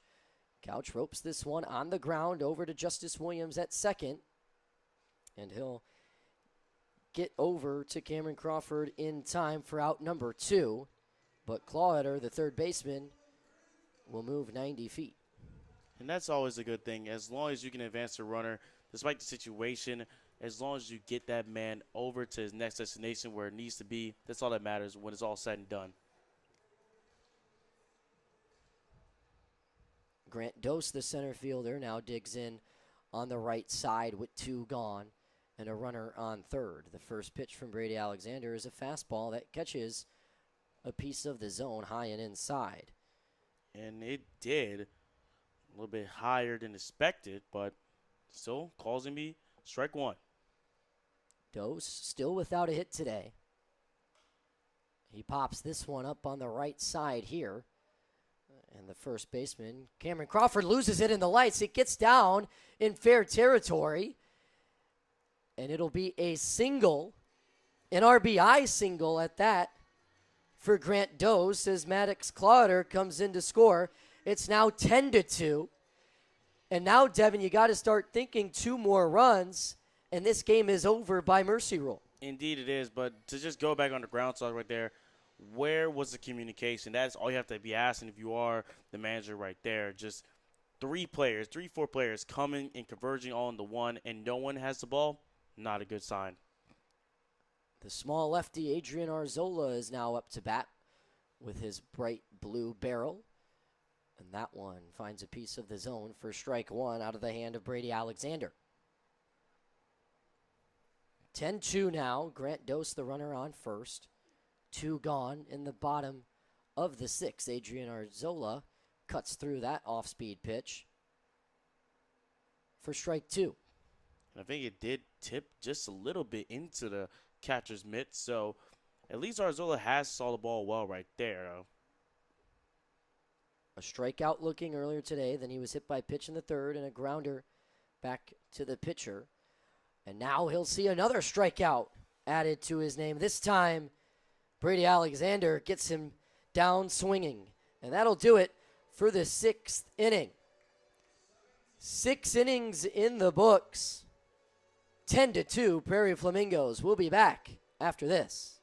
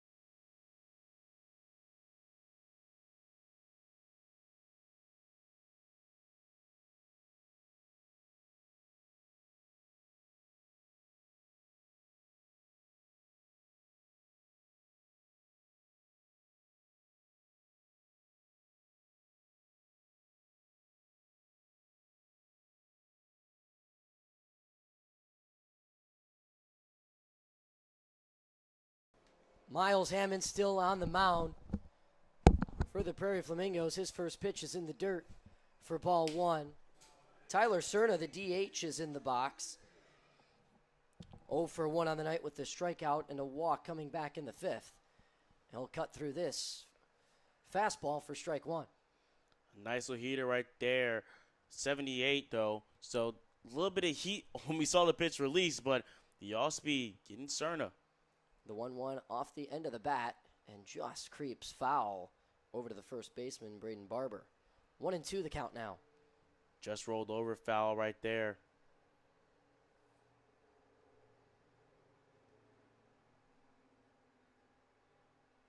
This game was 7-0 entering the 6th inning. 2-run homer by Andrew Dawson as that pitch misses for ball 2. 2-2 the count now. The 2-run homer by Andrew Dawson, as I was saying, made this a 7-2 ball game, and then a home run and another run made this a 10-2 game. This one popped up. Center fielder crashing on it, but it's the second baseman, Anthony Couch, who makes the catch, one away. Great hustle and great backpedaling right there by Couch to get that out. He gets the job done, and now 1 up, 1 down. 1 up, 1 down for Miles Hammond, as he'll face the center fielder, Logan Rosenthal, who checked in for Joe Clark back in the 4th. Rosenthal already with an at-bat today. He lined out. This one is driven to left field, and it gets down in fair territory and bounces over the wall in foul territory for a ground rule double. Indeed it does. Went off 82 on the gun. Almost traveled the full distance of the field. I mean, the distance itself is at 293. So great job right there to get the double and keep this inning and game alive for the ground sloths. That ball looked like it was drifting down the left field line. The wind blowing right to left kept that one in. Hammond's first pitch to Eden Nieves is low and away for ball 1. Nieves reached on an error by Cole Yates, the shortstop, last inning, and then scored on the Andrew Dawson home run. That pitch, a strike. 1-1 the count now, with 1 gone and a runner on second in Logan Rosenthal after the double. Rosenthal creeping out a little bit, then retreats back, and the pitch by Hammond misses the zone again, ball 2. Not ideal right now if you are Hammond. Hammond trying to get back in the flow of things. The Titan, currently attends Illinois Wesleyan University, trying to close this game out and put it away. The 2-1. Laced into right. Back at the wall is Arzola, and he makes another amazing catch. Have yourself a day, number 5. Give Adrian Arzola the Golden Glove. He has had one of the more active days out of any Prairie Flamingo today, and he's been very solid. Another great play that he makes, and now it's just the ground sloths down to the final out as they're trying to hope that this can at least bring in at least 1 run. The deep fly ball did advance Rosenthal over to first, as the third baseman Andrew Dawson spoils this first offering from Hammond off and away. Andrew Dawson, his last time up. Devin, you'll remember he hit that bomb over to left field. Indeed he did. Indeed he did. And now we'll see if he can try and have a little bit of that magic one more time. No balls, 1 strike, 2 outs. Runner on third in the top of the 7th. Hammond's breaking ball just misses outside. 1-1 the count now to Andrew Dawson. The Prairie Flamingos have had trouble with getting their last outs this season. Here's a deep fly ball to left. And all Blade Fremansky can do is watch that one fall. It's a 2-home run night for Andrew Dawson. This one, 384 feet.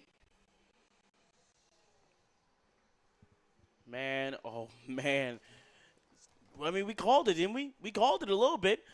I mean, Andrew Dawson strikes again, and when his team needed him the most to do so, that happened just like that. Heck, we just heard a firework go off right there. So it's like you can give a little credit right there to Andrew Dawson. A 2-home run game.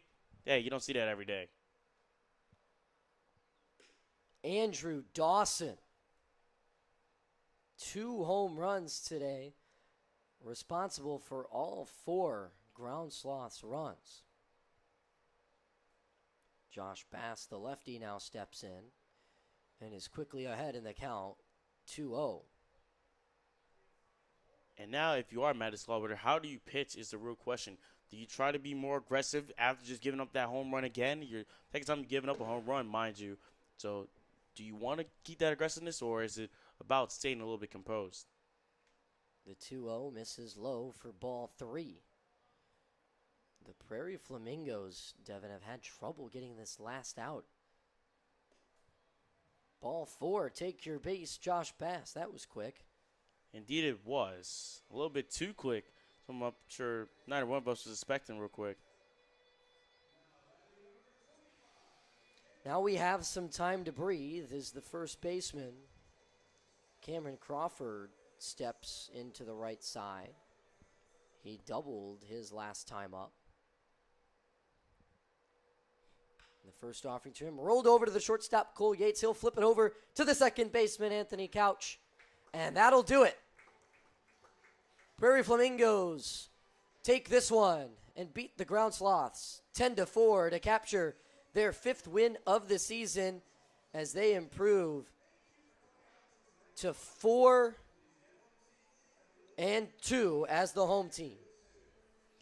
And, well, unfortunately, it's just not the night for the Ground Sloths to really remember and want to talk about here. I mean, the good news, you did get some bombs in with those home runs from Andrew Dawson, which really paid off and really helped the team massively. But losing 10-4, it's not the ideal ending anyone expected or wanted to have at all. Despite the loss, Andrew Dawson had a great night at the plate, going 3 for 3 with a walk. And thanks to his 2 home runs, accounted for 9 total bases in all 4 of the Ground Sloths runs.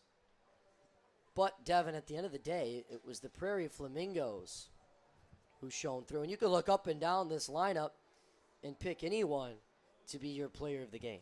Honestly, and I don't even have my own personal player of the game. I think you just got to give it to the entire team for the Prairie Flamingos. They all did what they expected to do, and they came out swinging and really strived and just pushed forward massively. So all credit goes to them. They did an incredible job, and I think when looking back at it for Prairie Flamingos, these are one of the wins you want to talk about as the season really winds down because, heck, we're only just getting in those later end parts of the KCL, so wins like this really mean more. And, Devin, if you do give it to anyone, it would probably be the first baseman, Braden Barber, who went 3 for 3 with a walk. He had a single, a double, a home run, a stolen base, scored 3 times. He did it all, and then he was fantastic at first. He had a few picks today on some errant throws. But, wow, what a game. Indeed it was. I mean, for Leo, Romano, I've been Devin Witson. This has been another night of KCL action. We'll see you back next time for more. So long, everyone.